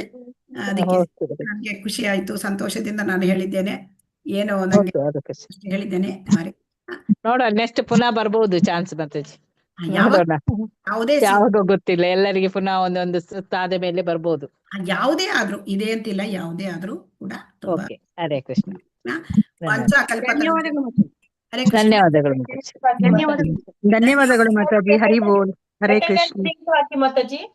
ವಾಂಛಾಕಲ್ಪತರುಭ್ಯಶ್ಚ ಕೃಪಾ ಸಿಂಧುಭ್ಯ ಏವ ಚ ಪತಿತಾನಾಂ ಪಾವನೇಭ್ಯೋ ವೈಷ್ಣವೇಭ್ಯೋ ನಮೋ ನಮಃ. ಹರೇ ಕೃಷ್ಣ ಕೃಷ್ಣ ಕೃಷ್ಣ ಹರೇ ಹರೇ, ಹರೇ ರಾಮ ರಾಮ ರಾಮ ಹರೇ ಹರೇ. ಹರೇ ಕೃಷ್ಣ ಕೃಷ್ಣ ಕೃಷ್ಣ ಹರೇ ಹರೇ, ಹರೇ ರಾಮ ರಾಮ ಹರೇ ಹರೇ. ರಾಧಾ ಗೋವಿಂದ ಕಿ ಜೈ, ಶ್ರೀ ಶ್ರೀ ಗೌರನಿತಾಯ್ ಕಿ ಜೈ, ಶ್ರೀಲ ಪ್ರಭುಪಾದ ಕಿ ಜೈ. ಹರೇ ಕೃಷ್ಣ. ಎಲ್ಲರಿಗೂ ಧನ್ಯವಾದಗಳು. ಹರೇ ಕೃಷ್ಣ ಮಾತಾಜಿ, ಧನ್ಯವಾದಗಳು. ಧನ್ಯವಾದಗಳು.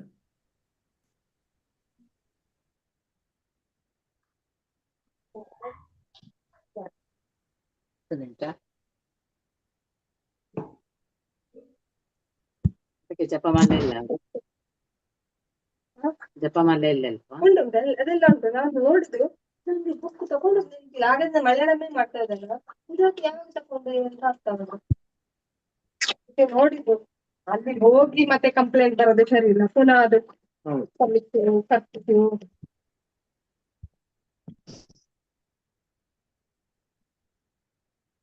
ಮತ್ತೆ ಏನಿಲ್ಲ ಮಾತಾಡಲಿಕ್ಕೆ. ಹರೇ ಕೃಷ್ಣ. ಮಾತಾಜಿ ಎಂಡ್ ಮಾಡ್ಲಾ ಅಥವಾ ನೀವು ನಾನು ಎಕ್ಸಿಟ್ ಆಗ್ಲಾ? ಹರೇ ಕೃಷ್ಣ.